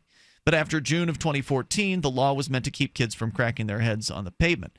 Helmet citations nearly ceased completely after June of 2014. Only 9 tickets were issued through March of 2016, according to municipal records, and adults could still be ticketed if they allowed their children to ride without helmets. I'm 45. You're about 10 years younger than me. That's right. Did you have to wear a helmet? No. So did any of your friends wear helmets? I don't recall that. I grew up in the 80s, and I don't think helmets were as much of a thing back then. I was riding bikes in the 80s, and maybe the late 70s to some extent. But I mean, did you? We never even saw helmets. Right? Dude. Yeah, I remember them from the 90s, but I don't remember them in the 80s. Yeah, I don't remember anybody wearing a helmet ever. I had a cousin who was, for whatever reason, had to wear a helmet as a kid, but that was just generally. You mean he just walked around with a helmet on? He had to. He just bashed his head too often. God. He was just like accident prone? I think accident prone is probably the way to describe it. I don't know. They probably have a diagnosis these days, but this was, interesting. This was the late 70s. Well, Mr. Atkins in this case was not with kids at the time of his arrest. He was riding a bicycle a few blocks from his East Oak Cliff home around 2 a.m. and said he was on his way back home after a friend gave him $10 to hook up a DVD player. The officer wrote him a ticket for having alcohol and lacking a bicycle helmet.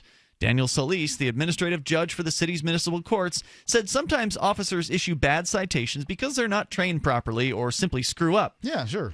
He said the system is not set up to screen that kind of stuff. Solis said the courts can do little if someone doesn't show up to point out the errors. Adkins should have appeared in court himself to contest the citation or hired an attorney, which, of course, how are you going to do that for a poor person? $10 ticket. When one side doesn't advocate for his position, he loses by not doing anything, said the judge. But the thing is when they make a mistake like this, and it's not worth $10 to go to court and dispute a $10 ticket. Well, I'll do it. I understand you will. Yeah. But you choose to do that as a form of activism. That's correct. I have done it in the past too. Recently did it with a ticket that I got when we were at the I can't remember what for. Oh, for when we were disputing the church thing downtown, and I fought that for a while and then decided it just wasn't worth it. It's just not worth it, ultimately. And this guy, if he had $10, would have sent it in because it's just not worth $10 to go downtown. Spend more than that on a cab to get there. Yeah, that's certainly true. But the problem is, if you don't know how the system works, they're going to run all over top of you. Yeah. And that's what they've done here. Basically, he failed to appear, issued a warrant for his arrest. And Adkins said he once went to a municipal court to ask a judge to lift his warrant temporarily so he could get a job driving cars around an auto auction, but he didn't get the job and the warrant went back into effect. Adkins, a Hillcrest High School graduate, how strange. He went to a municipal court to ask a judge to lift his warrant temporarily. I mean, if just lift it permanently. Adkins, a Hillcrest High School graduate, wants a steady job. He has a background as an electrician, works on cars. Make sure you get a high school diploma, kids. But he doesn't actively look for full-time employment and rarely uses the internet. Instead, relies on word of mouth about his services. They go on to talk about his personal life here in the story. So just another sad story of some person who didn't hurt anybody else, who's been caught up in the legal system, and because of one mistake after another, nothing that he particularly intended to do. He didn't want to go. He doesn't want to go to jail. But at the same time, he says he can't afford the ticket. And at the same time, he doesn't know the law. He doesn't know how the court system works, apparently. So he didn't show up to contest it. And now he's got a warrant out for his arrest. And the warrant has attached another $200 to He's got a warrant for something that wasn't illegal. Yep, that's how insane. That's how insane. He can't drive. Right. It's Free Talk Live. We're going to continue.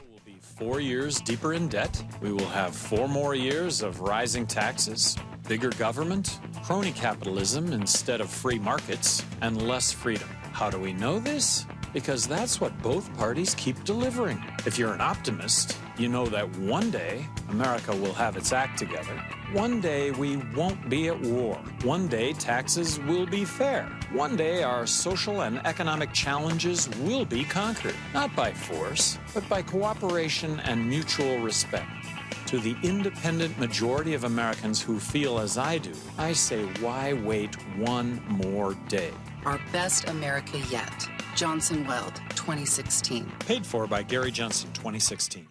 Dangerous blood clot device alert. If you or a loved one had an IVC filter placed to prevent blood clots from traveling to your heart or lungs and suffered an injury, you may be entitled to substantial financial compensation. The FDA warns that IVC filters may cause serious complications, such as heart or lung damage, internal bleeding, and even death. These dangerous blood clot devices can break, and the metal fragments can travel to your heart or lungs, causing serious injuries. If you or a loved one suffered organ damage or other injuries from an IVC filter, you may be entitled to substantial financial compensation. Act now. Time is limited to file a claim. For a free consultation and free information, call Injury Help Desk at 800-478-1507. 800-478-1507. 800-478-1507. This is an advertisement. Paid non-attorney spokesperson. InjuryHelpDesk.com is responsible for this advertisement. Principal office, Las Vegas, Nevada. The Free State Project has reached its goal of 20,000 liberty lovers who've pledged to move to New Hampshire and get active to achieve liberty in our lifetime. Perhaps you're trying to figure out what part of New Hampshire should be your destination. If so, consider Keene. You'll find more than 150 reasons to move to Keene at move.freekeene.com. Keene is famous for its historic, publicity-generating activism, as well as being the liberty media capital of the world. It's home to freekeene.com, New Hampshire's destination for liberty activism, news, and opinion. For years, we've been compiling over 150 reasons to move to Keene at move.freekeene.com, where you'll learn about some of what's happening here and what makes Keene a great place to live. If you love liberty, you'll probably enjoy anywhere you end up in the Shire. But do your due diligence first. Please visit move.freekeene.com for the full list of over 150 reasons to move to Keene. That's move.freekeene.com. If you want to know the latest about Free Talk Live before we go on the air, all you need to decide is how you want it delivered. It's your choice. Visit news.freetalklive.com. You can get emailed announcements and participate in contests via our email updates list. Plus, we have a Twitter account that you can follow and a Facebook page where you can become a fan. So visit news.freetalklive.com to get news about Free Talk Live as soon as it's announced and the way you want it delivered at news.freetalklive.com. That's news.freetalklive.com. This Your Family Today tip is brought to you by Ovaltine. Give your kids the nutrition they need to be their best. Visit us at ovaltineusa.com. Telling your child about healthy food choices is important, but showing her what to eat goes a lot further. Have her help create the grocery list, then bring her to the store with you. Picking out healthy foods together helps kids get in the habit of thinking about what they're eating every day. For more tips like these, visit us at parenthood.com/yourfamilytoday. While our satellite channel is free to listen to, it's not free for us. You can help us cover our satellite costs with the chip-in on the right side of the page at lrn.fm.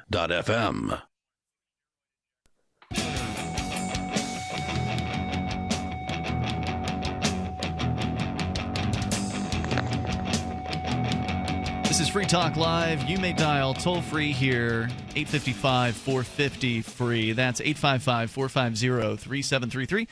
We do have Skype. The Skype username is lrn.fm. And with you in the studio tonight, it's Ian here. And Mark. Talking about some ridiculous regulations tonight. Everything from taxi cab law that is going to benefit taxis at the cost of Uber and Lyft. 5 cents per ride is what they'll have to pay over to the competitors. And that was pretty bizarre. So you can still comment on that if you'd like. Plus, a man owes the city of Dallas court system $259 for a bicycle helmet ticket that, well, he never should have been given in the first place. We can continue here, and you can share your thoughts with us. Let's go actually to Skype, where Jonathan is on the line with us. Jonathan, you're on Free Talk Live.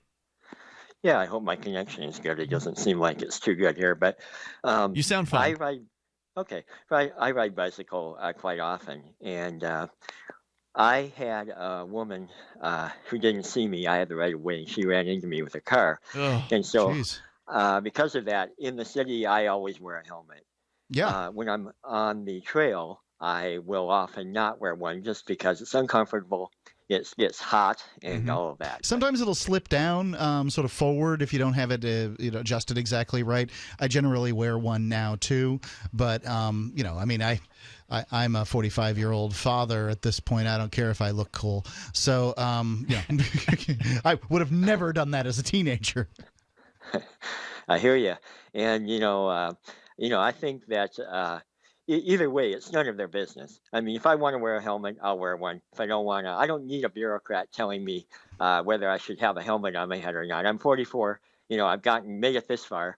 I think I'm intelligent enough to decide whether I want to wear one or not. Yep. Absolutely. Jonathan, anything else you want to share tonight? No, that's it, guys. Thanks. Appreciate the call. Thanks for sharing that. Glad you made it through the accident. That sounds absolutely horrifying. Anytime a car connects with a bike, it usually doesn't end well for the person on the bike. Yeah.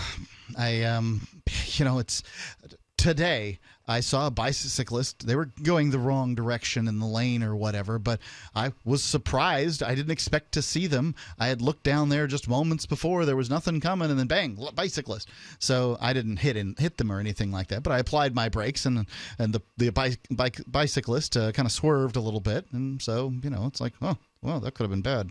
By the way, want to welcome our newest radio affiliate, Fox Radio 910 in Roanoke, Virginia, WFJX. Welcome aboard to Free Talk Live. They're taking a couple hours of our Sunday show, so if you're listening in Roanoke, you're probably hearing something new. This is an unusual program for talk radio. We actually are an open phone show. You actually can call in about anything. And we're live. We're the only thing live in America right now. Well, in the case of Roanoke, we're slightly delayed, but we were live when we were doing the show from 7 to 10 at night Eastern time. So you can of course call the show any time that you want, whether or not we're actually live on in your market, and participate and bring up whatever it is you want to discuss. So welcome to our listeners in Roanoke, which is actually right next door to Lynchburg, where we've been on the air for a few years on a different station, but they're just far enough away to where they're not really competing with one another. Anyway, let's go to your calls here. We continue. In fact, I believe we have Ian on the line in China. Ian, you're on Free Talk Live. Go ahead. We have Ian in China.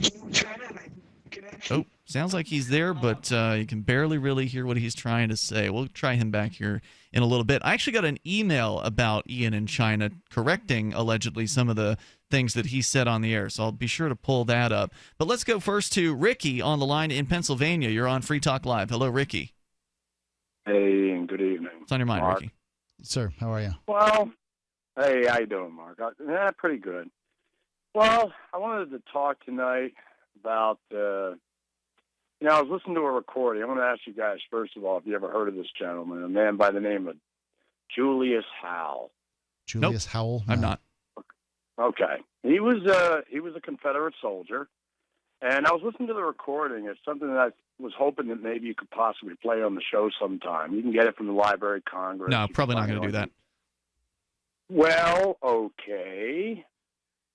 No, this is an open phone show. You can call in about what you want, but we don't play recordings. Don't worry, stuff Ricky. generally. I can't get him to play stuff either. Go ahead.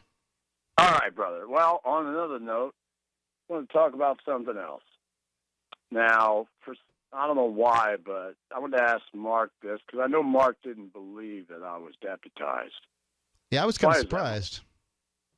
So, do you mean deputized as deputized as what? A deputy sheriff. Deputy sheriff. Okay. Kind of like in the Old West, you know? Well, I'm meeting up with a gentleman. Does that mean a job, or are you talking about the sheriff's posse? I guess you could kind of put it that way. Maybe I don't get paid, you know? Okay, so, yeah, my dad did this, too. It was sheriff's posse. Basically a volunteer. Yeah, they'll call you out if some kid goes missing or something like that, right? Well, in my case, it was I got deputized when I was dealing with the young lady. When she was under supervision, that's where the deputization started on the 23rd of July. But what I wanted to talk about concerning that, to give an example, you know, I'm a Jeffersonian, and I have a record that's squeaky clean and a lot of other things, too. And I have been involved in civil rights my whole life, and I still have a clean record. There's a reason for that, because doing it the right way. Now, I have for the past several months, this is before I was deputized, been dealing with an individual. This individual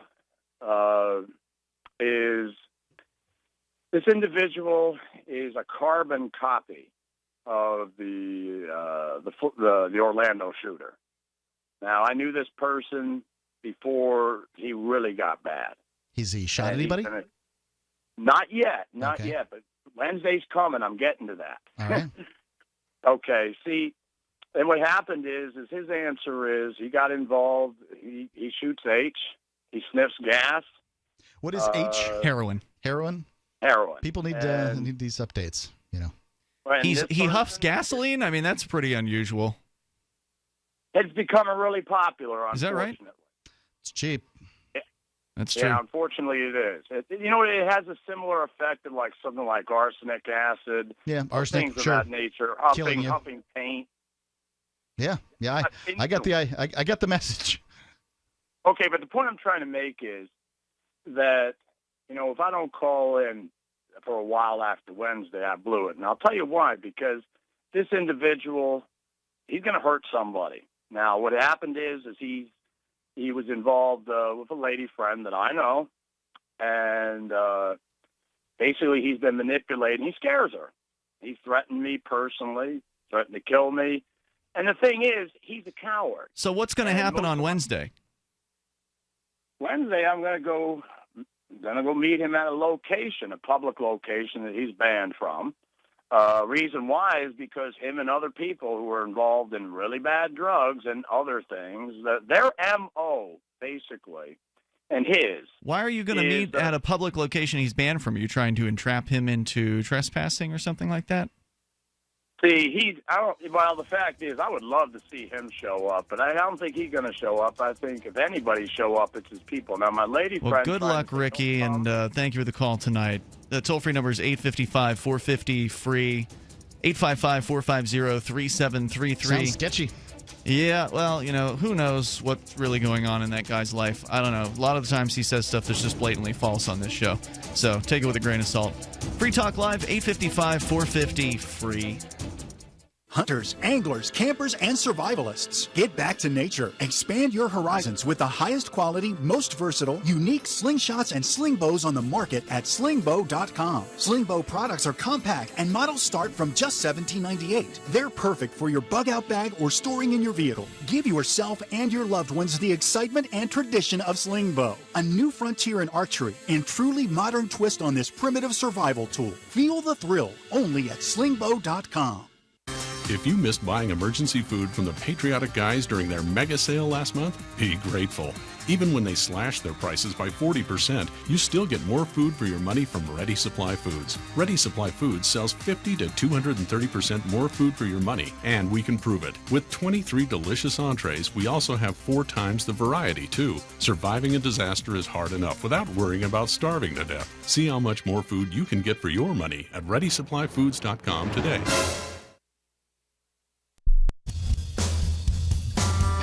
This is Michael Dean from the Freedom Fiends radio show.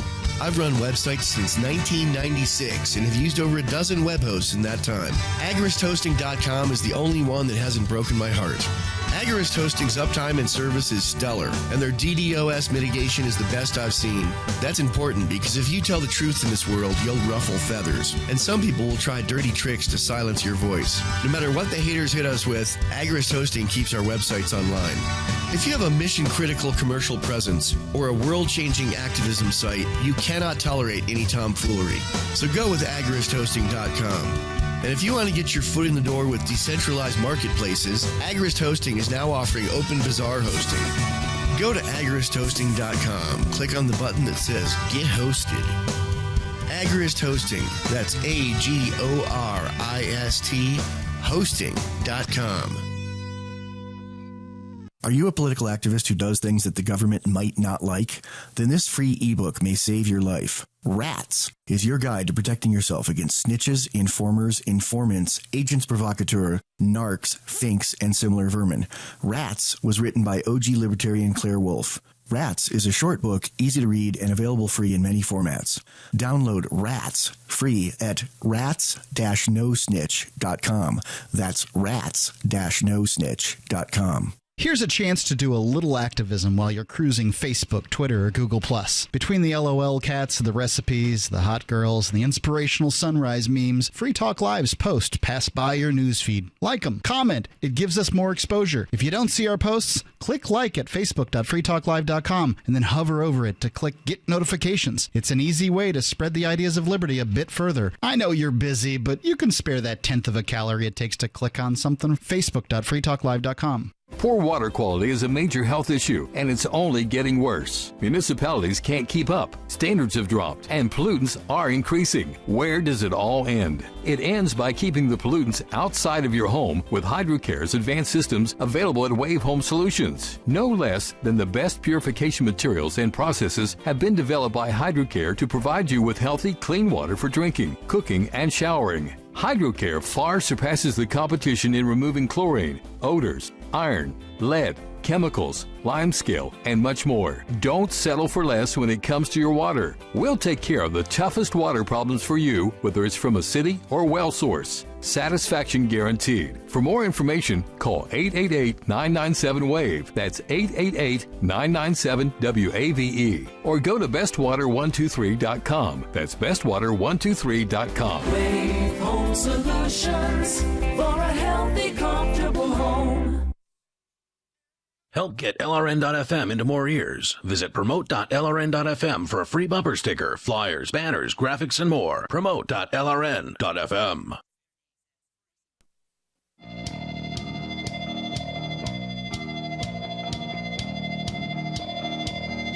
This is Free Talk Live. You can bring up anything you want here. Our toll-free number for you is 855-450-FREE. That's 855-450-3733. With you in the studio tonight, you've got Ian. And Mark. And coming up, a Viking ship under attack from the government. They don't want anybody to have any fun or recreate history without jumping through whatever governmental hoops. Mark, you're going to tell us about that story. We had a Bitcoin meetup here in Keene, New Hampshire today, and one of the hot topics was the Jaxx wallet, and I didn't bring it up. You know, they certainly are sponsoring our show, and they are definitely the official wallet of Free Talk Live. Jaxx wallet, best wallet. But people were talking about the Jaxx wallet being awesome without any prompting whatsoever at the Bitcoin meetup today, and that's because Jaxx just keeps getting better. I mean, not only is it arguably the best wallet out there, but they just keep improving it over time. Not only can you use it for Bitcoin, but you can also use it for Ether, and just added Dash, which is basically an anonymous currency from what I understand, or it can be used anonymously and with very, very fast confirmation times. So like Bitcoin takes a little while to confirm, but Dash is fairly quite quick, like a second or something like that. So I'm excited about those changes to Jax. You can also actually shift using the Shapeshift that's built right into the app, shapeshift.io, built right into Jax, where you can shift from one cryptocurrency to another. So if you've got Bitcoin, but you want to get some Dash, you can just change it right there in the app. It's an incredible feature. And I asked some of the folks who've tried that. I asked the people at the Bitcoin meetup, have they tried it? Was it easy? And they said yes and yes. So it was super easy to use the Shapeshift feature. And you can go and get Jax. It's cross-platform, so you can get it for your smartphone, your tablet, your PC, your Mac. Same wallet, accessed in all locations. Yeah, exactly. That's what cross-platform means, but I didn't necessarily know that. This is one of these jargony terms, you know? Correct. So go to jax.io, jaxx.io, or your favorite app store, Google or iOS. You can get Jax through any of those methods. And it was created by Free Talk Live listener and founder of Ethereum, Anthony DiOrio. He is a great guy, and thanks to Anthony for introducing us to Jax. It's super easy to back up your wallet and recover funds with Jax. But when you do that wallet backup, they're going to give you 12 words. Don't lose those words. You've got to store those words in a place where you're not going to forget where you put them or lose it. Put it in a safe. Put it in a safe location. Somebody that I know did lose the words of their backup. I don't think they had very much Bitcoin in their wallet, but you've got to take your security seriously. Yeah, you can't rely on somebody else. Basically, Bitcoin allows you to be your own bank, and Jax makes it easy. But, if you fail, it's not the wallet's fault. No. So Jax is the official wallet of Free Talk Live, and they're striving to give you command over your digital life. Coins, contracts, currencies, identity, and more. It's all coming to Jax. jaxx.io. So, we've talked about some ridiculous laws and regulations here tonight that give some companies preference over other companies. Actually, in Massachusetts, taxing Uber and Lyft in order to shovel money into the pockets of the taxi cab industry. You can certainly still discuss that. You can bring up whatever's on your mind here. And Mark, you wanted to share with us about the Vikings. And you've had this story for a while you've been sitting on, and we just haven't had a chance to talk about it. I think it's an important story because it shows just how you can put your time and energy into something that's it's not for money, it's for pleasure, and the government still messes with you. This is from the New York Times. Viking ship sailing the Great Lakes is getting conquered by U.S. regulations. Oh, the times, they haven't changed. When a Viking ship meticulously created in Norway crossed the Atlantic last month, the feat captivated history buffs in the U.S. They could hardly wait to get a look at the vessel, which was scheduled to visit a series of ship festivals along the Great Lakes this summer. Sure, why not? Sounds like fun. It crossed the Atlantic Ocean. That's got to be historic, right? From Norway. Yeah. Well, it's not historic. The Vikings did it all the time. But it goes to show that, it can still be done. These other places, they didn't seem to have a problem with it. Somehow or another, it didn't need other places aren't the land of the free. It didn't need U.S. regulation to cross the Atlantic Ocean. Going on. So it's a replica, basically. Yeah, they built it old school style, like the way the Vikings purportedly would have had their ships. Right, but as the ship called the Dakin Harald Hargefrag, I don't know these things, glided into American waters this month, it collided with an unexpected foe. Modern-day safety regulations. After making stops at Canadian ports, the Dakin's crew was told by Coast Guard officials last week that if it wanted to sail through the Great Lakes, it had to hire a certified pilot, paid at an hourly rate that would amount to about $400,000 by the trip's end. If unable to pay, the vessel would be forced to turn back. The crew has been devastated, said Woody West, a watch leader on the Dakin. He said at the time, many of the teams are volunteers, he added. They changed their lives to be on this ship. The standoff set off a frantic campaign by supporters, a petition calling for the Coast Guard to rescind the requirements due to more than 10,000 signatures. Wow. Festival organizers vowed to find money to help the online fundraisers as they pleaded for donations from the public.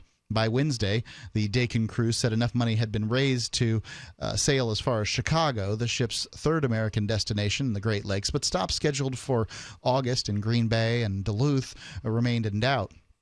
The struggle is not yet over, a statement came from the ship. Apparently the crew of the ship. Lorne Thomas, a spokesperson for the Coast Guard, said the agency was bound by a 1960s law requiring that all foreign vessels, except for the recreational ones, have a pilot while in the Great Lakes. I'm sorry. If we let you get away with it, we'll have to let everyone get Everybody away in a Viking recreated ship will have to come here and be able to sail without a pilot.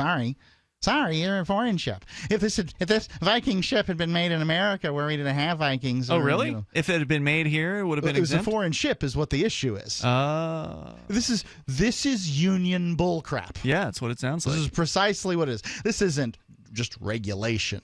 This is collusion from people that this is rent-seeking behavior. Right. Some union captain's really happy right now, right? Yeah, he just got pilot. This sweet Pilot is what he is. Pilot. So they work in What's the difference between a captain and a ship and a pilot? The captain's the guy in charge of the ship. So right? the captain's in charge of the pilot. No, the pilot is the guy who's in charge of the harbor. So the harbor will send out a pilot who's familiar with how to steer things through. And you really, really, really, really want this. And say, if you're driving a big, giant cruise ship into a narrow port, you need a pilot. But if you're taking a flat bottom, recreated Viking boat, which is known for going up rivers, right? The thing that made the Vikings longboat spectacular was it had very little draft. Does you know what that means, Ian? Like pull against the. It doesn't go. No. Well, it doesn't go very deep in the water. Okay. So they could take it up rivers and then rape and pillage as they went. This is what their thing was. Hopefully they're not doing that now. I don't think so. These guys seem really nice. Not a true recreation. Then. No, they have. It's going to go really poorly for them if they try to bring out big shields and battle axes and take Chicago. Okay, because the guys from Cicero are just going to come down. They couldn't do and worse. Shoot them. They couldn't do worse than the Chicago government, though. I mean, if we put some Vikings in charge, it might kind of shape things up there. Yeah, well, I agree with you. Things would go reasonably well, but the Vikings aren't going to take over in that manner. No. So, this boat isn't going to get hung up on anything. Okay. It's not going to run aground, and if it does, it's kind of their problem. I assume they have life vests and those kind of things, those modern accoutrements. No self-respecting Viking would have a life vest. Agreed. That would look pretty silly, wouldn't it? They just go down, chainmail and all. You're not going to swim out if you got chainmail. I mean, that would look so ridiculous to have a crew of Vikings, with big beards and looking like basically bikers or whatever, bright and then bright orange, red. class 1, the life vests. Yeah, I can't see it either. Right. Nonetheless, but they probably have a potty on board, hidden somewhere amongst a pile of shields and swords. Yeah, not very immersive. No. You're supposed to poop off the deck, right? That's bad for everybody. Somebody's going to get tetanus, dude. Toll-free number 855-450-FREE. Is there more to the story? Well, I mean, this is kind of it. Yeah, there's a little bit more. Okay, 855-450-FREE. You can share your thoughts on the Viking ship being regulated out of existence, or at the very least out of the United States, it sounds like. 855-450-FREE, and you can join us and bring up anything here on Free Talk Live. Every once in a while, you get information that's worth changing your life for. This is one such time. You can save up to and beyond 25% on all purchases at Amazon. You probably heard of Bitcoin and just not thought much about it.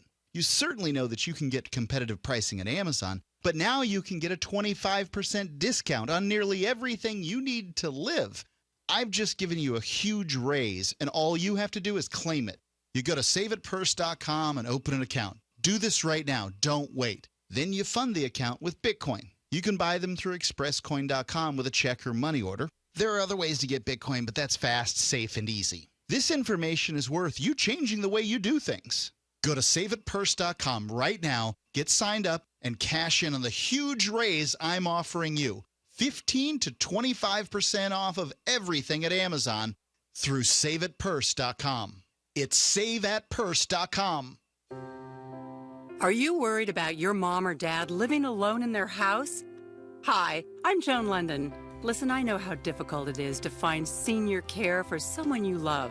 That's why I recommend a free service called A Place for Mom. They are the nation's largest senior living referral service. Call A Place for Mom today. To receive free information on senior living communities in your area, call A Place for Mom at 1-800-704-6182. A Place for Mom offers free one-on-one advice from local advisors and a personalized list of senior living communities you can visit. If you have questions about senior care for your mom or dad, there's a place for answers, A Place for Mom. Call A Place for Mom in the next 10 minutes to get your free ebook on financing senior care as well as free information on senior living communities in your area. Call 1-800-704-6182. That's 1-800-704-6182. A new video game is being criticized for its harsh portrayal of barbed wire. Here's GameBite's Caitlin Torres with more. Bethesda's The Evil Within is a nightmarish adventure that shows bloody and rusty barbed wire being used to hurt innocent people, which has angered the nation's barbed wire producers. Barbed wire is a positive force for good. It protects our junkyards from scrap metal thieves and helps keep our cattle ranches safe from rustlers. But Bethesda thinks it's okay to ignore all the benefits of barbed wire and make it look like some scary thing used by murderers. The designers have promised that the game will feature prominent messages extolling the virtues of the sharp steel fencing. But barbed wire groups say that it's too little too late. If Bethesda wants to make this right, they should have the main character go behind a fence and then be safe from monsters because they can't climb over the barbed wire to get him. Now that's a game I would play. Let's hope Bethesda listens. Thanks, Caitlin. This is the Onion News Network. So you've heard all 3 hours of the latest episode of Free Talk Live, and you're still hungry for liberty-oriented audio content? Did you know that we have another 24/7 audio stream at LRN.FM? The Liberty Radio Network airs the latest episodes of some of the best liberty-oriented podcasts on the internet around the clock. In addition to recorded content, you'll also hear live shows like Free Talk Live, originating from our Keene, New Hampshire studio. So listen anytime at LRN.FM. That's LRN.FM. This is your Roberts & Roberts Brokerage Daily Precious Metals Update. In early trading Friday, gold is down $12 at $1,343 per ounce, and silver is down 38 cents at $19.42 per ounce. Bitcoin is currently trading at $573 US. If you've thought about buying gold or silver, but didn't know how or what to buy, we can help. Call Roberts & Roberts Brokerage today at 800-874-9760, or visit us online at rrbi.co. This is the Liberty Radio Network, broadcasting the latest liberty-oriented audio content 24 hours a day at LRN.FM.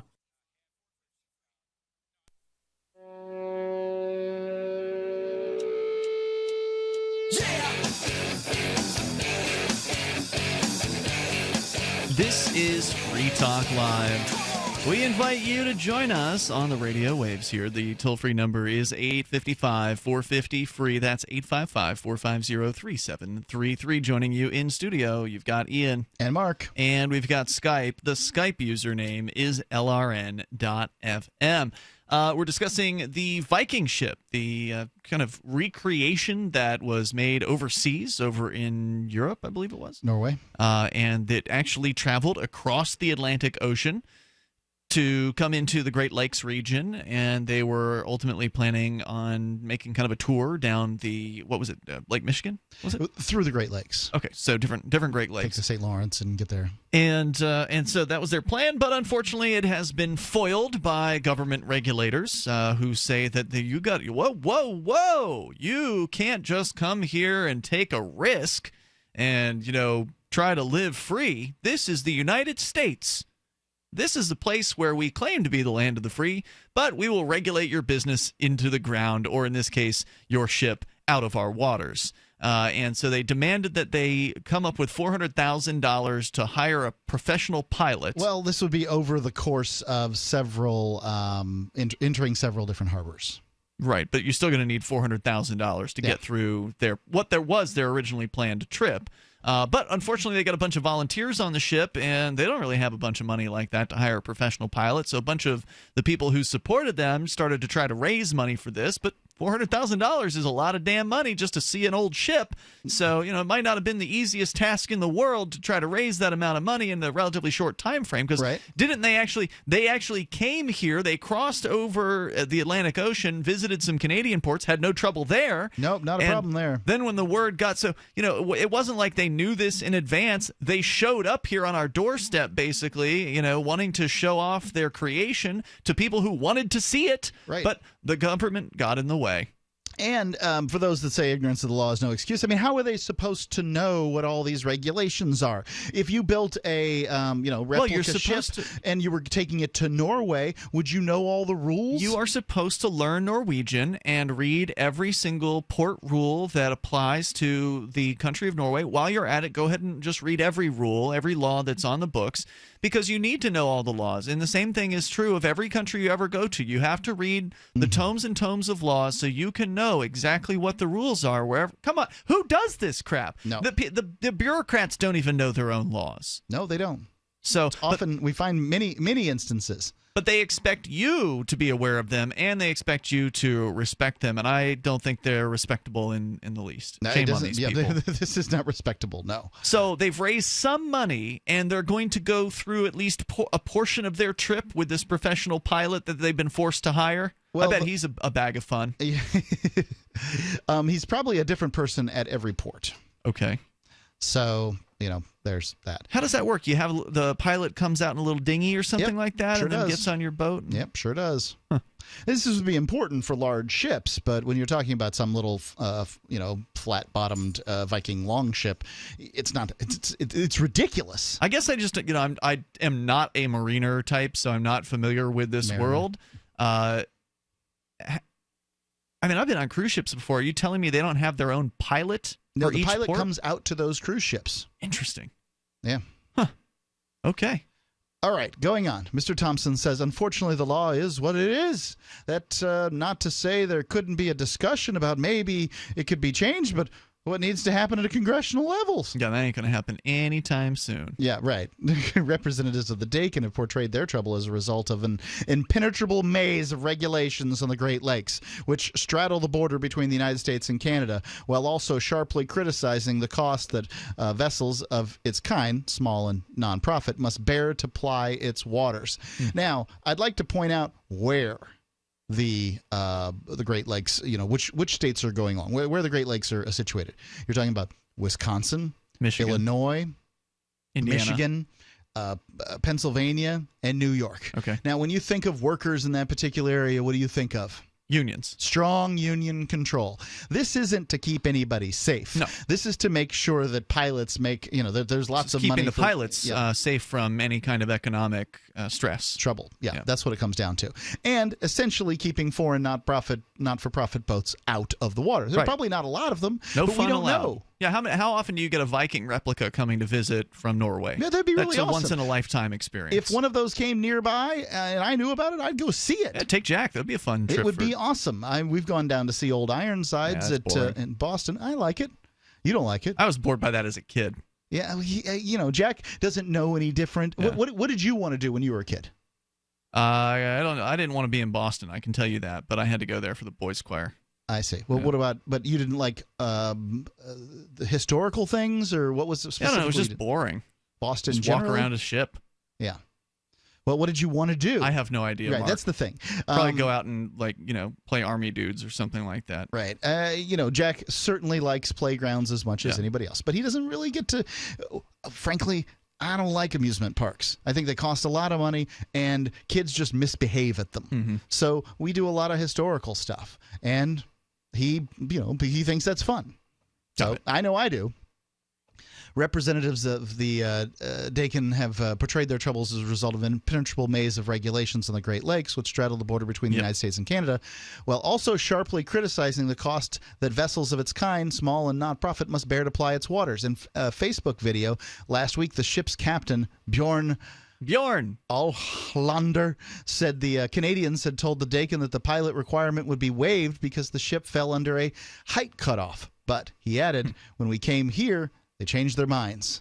The Canadian exemption, however, has no bearing on waters where the United States Coast Guard has jurisdiction, said Robert Lemire, Chief Executive Officer, Canada's Great Lakes Pilotage Authority. His office was clear with the Dakin about this. He said, representatives of the Dakin are just making a lot of things up, Mr. Lemire added. It's not like we don't know what we're doing and how to deliver the message, so it's quite a surprise. The binational management of the lakes can be confusing for foreign visitors. Asked to explain these rules and where they apply, John Starthout, the president of the Western Great Lakes Pilot Association, talked about the shared boundaries and gray areas, that rules that may vary by district. Finally, he said, blah, blah, blah. I wish I knew how to make it cut and dry for you perfectly, but it's complicated. Yeah, it just can't be as simple as you show up with a boat and people get to see it. Nope, it can't be simple. It has to be complicated. It has to be, rule after rule after rule that differ from jurisdiction to jurisdiction to jurisdiction, and multiple jurisdictions on the same body of water. It's just absolutely ridiculous. I mean, who is it that could possibly hear this story and think, yeah, those rules sound like a good idea. We need to keep the people safe. We got to have all these rules out there, or else people are just going to have Viking ships all over the place. I mean, come on, who supports this stuff? I don't think they... Besides the Pilots Association. I don't think that they thought about it when they thought about a ship with a foreign flag being a not-for-profit. I imagine they don't find very many of those. I see what you're saying. So I think, but I don't care. I understand. Yeah, I don't care if it's for profit or not. People should be able to float their little boats wherever it is they want to, as long as they got permission to go to the place where they're going. Well, what about if somebody floats their foreign boat into a harbor, many times these are small. It's not like you just go wherever you want in the water, right? This isn't the interstate of the water. Sometimes people... there's markings for a reason. Somebody has to pay for those. Licensure pays for those markings. Which markings? Well, the ones that keep you off the rocks. Like a buoy or something like that? Yeah, buoys and markers and things like that. Somebody's got a... Lighthouse. Well, yeah. I don't think people use those quite as much. But yeah, all the markings have to be paid for in whatever manner. And if some dummy, comes into the harbor with their big old ship and turns the wrong way at the wrong spot, and they manage to run up on the rocks, they're there for days, perhaps weeks, stopping shipping in the whole harbor. So having a pilot's a really good idea for some boats, and I can see why these harbors would have rules that say, hey, look, you're bringing a ship with a draft of 30 feet in here, and it's got a foreign flag or whatever. I don't know if the foreign flag is particularly important, but if you're bringing a ship with a certain depth or whatever in this area, you need to have a pilot. And that makes perfectly good sense to me. However, in this case, this boat, this is a flat-bottomed Viking longship. It probably doesn't have a draft more than 3 feet. Well, couldn't that be something that an insurance company requires? Like, oh, you want to insure this boat that cost you all this money? Well, if you're going to be going into places that have X draft or whatever or requirements, then you have to have a pilot. I don't see why you need to have the government involved in this. Yeah, I would say some ships would choose not to have an attorney or not to have an insurance company, right? Like, because some drivers that's their risk. Agreed, but then they're in the middle of the harbor, and if somebody is too cheap to pay for the insurance, they probably don't have enough money to pay for the cost of blocking the harbor. No. Toll-free number here is 855-450-FREE. That's 855-450-3733. We'll give you an update on Sheriff Joe coming up in Hour 3. For Bitcoin to be ubiquitous, people need to use it. For people to use it, they must have it. How can we get Bitcoin into more hands? Well, tipping might be a great way. What if you could include a bonus Bitcoin tip along with your regular tip to a server? What if that Bitcoin returned to you if unclaimed after 30 days? An attractive business card-sized Bitcoin tip that is easily claimed, gives instructions on wallets, spending, and returns to the user if unused? Tip.freetalklive.com. Tip.freetalklive.com. DVD, books, music, instruments, periodicals, computers, software, electronics, photo, cell phone, office products, home and garden, bed and bath, furniture, kitchen, pet supplies, automotive, hardware, apparel, shoes, jewelry, grocery, healthcare, sports and outdoors, toys, games, used, and more. It's a department store at your fingertips. Shop.freetalklive.com. Get all your shopping done, get a great deal, and a portion of your purchase goes to benefit Free Talk Live when you enter Amazon via shop.freetalklive.com. Looking for a great real estate investment? Consider New Hampshire, which is ground zero for the Liberty Movement. Your first call should be to Mark Worden from Porcupine Real Estate. He's more than just a real estate agent. He's your New Hampshire concierge. Where are the best places to live? Do you want farm, city, the burbs, or forest? Do you want a duplex or multifamily building so that renters pay your mortgage? There are homes in all price ranges in New Hampshire, and Mark can help with financing too. Invest in liberty and property. Mark Worden can help. PorcupineRealEstate.com. LRN.FM is proud to announce our official listening apps for Android and iOS devices. Now you can easily tune into our streams anywhere, anytime on your smartphone or tablet. Just visit apps.lrn.fm or search for LRN.FM in the Android or Apple app stores. Please download, rate us 5 stars, then share the link on your social media and let your friends and family know how you're listening to LRN.FM. Download it now, free at apps.lrn.fm. You're listening to the live edition of Free Talk Live. Hour number 3 is next after the news here on the Liberty Radio Network at LRN.FM. From Keene in the Shire, the Liberty Media capital of the world, this is Daryl W. Perry, host of FPP Radio News for Sunday, August 21st, 2016. Silver is trading at $19.31 per ounce. Gold is valued at $1,341 per ounce. And according to BitcoinAverage.com, the average price of Bitcoin is $587.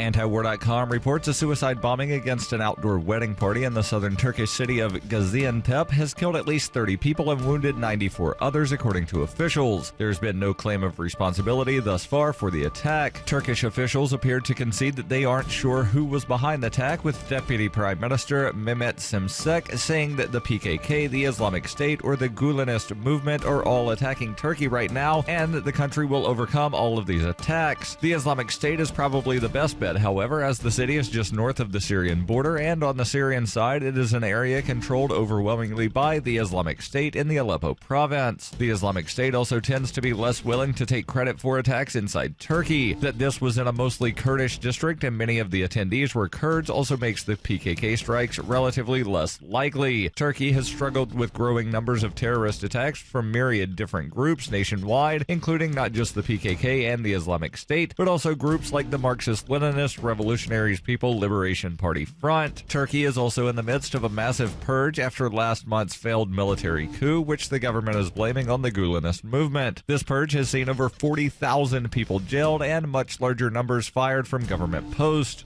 This major attack, while just one of many for Turkey, is likely to raise questions about whether the purge is weakening the government's ability to prevent terrorist operation inside major cities in the country and could prove embarrassing for the Erdogan government. FPP Radio News is brought to you by Bitcoin Not Bombs. Bitcoin Not Bombs is a launching pad for nonprofits and social entrepreneurs into the financial freedom of the Bitcoin economy. Bitcoin Not Bombs is fully committed to being the hub of the nonprofit sector of the Bitcoin economy, maximizing the potential cross-promotion of all our clients and commercial partners. To learn more, visit bitcoinnotbombs.com. UPI reports firefighters gained more control Saturday over a savage blaze in the Southern California wilderness that so far destroyed more than 300 homes and other structures and blackened nearly 60 square miles of land. Crews have continued to fight the fire so far over the weekend, and as of Saturday afternoon, said the fire was at about 70% containment, up from just 26% a day earlier and 40% Friday night. More than 37,000 acres in San Bernardino County have been charred. The wildfire started Tuesday near the Cajon Pass off Interstate 50, about 65 miles northeast of Los Angeles. Some of the mandatory evacuations were lifted on Friday, allowing some of the 82,000 people under those orders to return to their homes if there was a home to return to. On Saturday, officials said at least 105 homes had been destroyed, along with more than 200 other structures. However, not one death or injury had been reported. The fire shut down stretches of several roads in the area, including California Highway 138 and Interstate 15, which is the main route between Los Angeles and Las Vegas.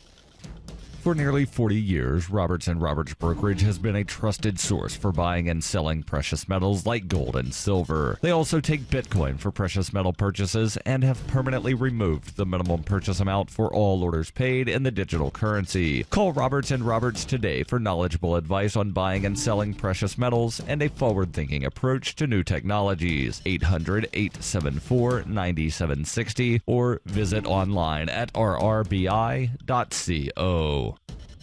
Reuters reports a federal judge on Friday recommended that prosecutors bring criminal contempt charges against Arizona Sheriff Joe Arpaio, finding that the controversial sheriff had violated court orders stemming from a 2007 racial profiling case. U.S. District Court Judge Murray Snow also urged criminal contempt charges against Arpaio's second-in-command, Gerard Sheridan, along with Maricopa County Sheriff's Captain Steve Bailey and one of Arpaio's attorneys, Michelle Iafrate. In a written order, Snow asked federal prosecutors to file contempt charges for 3 alleged violations by Arpaio, who styled himself as America's toughest sheriff and has built a national reputation for strong rhetoric and aggressive actions to crack down on undocumented immigrants. Federal prosecutors must still decide whether to bring criminal charges in a case that grew from a lawsuit challenging conduct by the sheriff's department as unconstitutional. Criminal contempt citations, if proven in court, carry penalties of jail time and fines. Mel McDonald, Arpaio's criminal defense lawyer, said he was certain his client would be vindicated.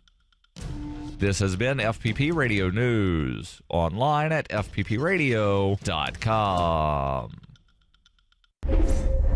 If you're just tuning in, a horrific accident. Dozens are dead and hundreds more injured after the Coors Light party train crashed in Pratt, Kansas. The train was barreling through a field on its way to liven up a boring, overheated barbecue when something went wrong. Partiers were thrown hundreds of feet from the train as the frost-powered locomotive careened through bystanders at its normal speed of over 27,000 miles per hour. Rescue crews are struggling to get close to the crash.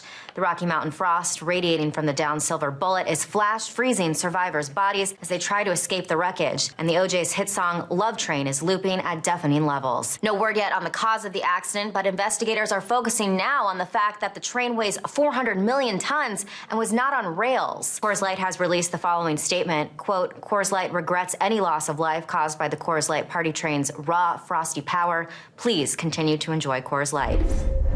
We'll have more on this story as it develops. This is the Onion News Network.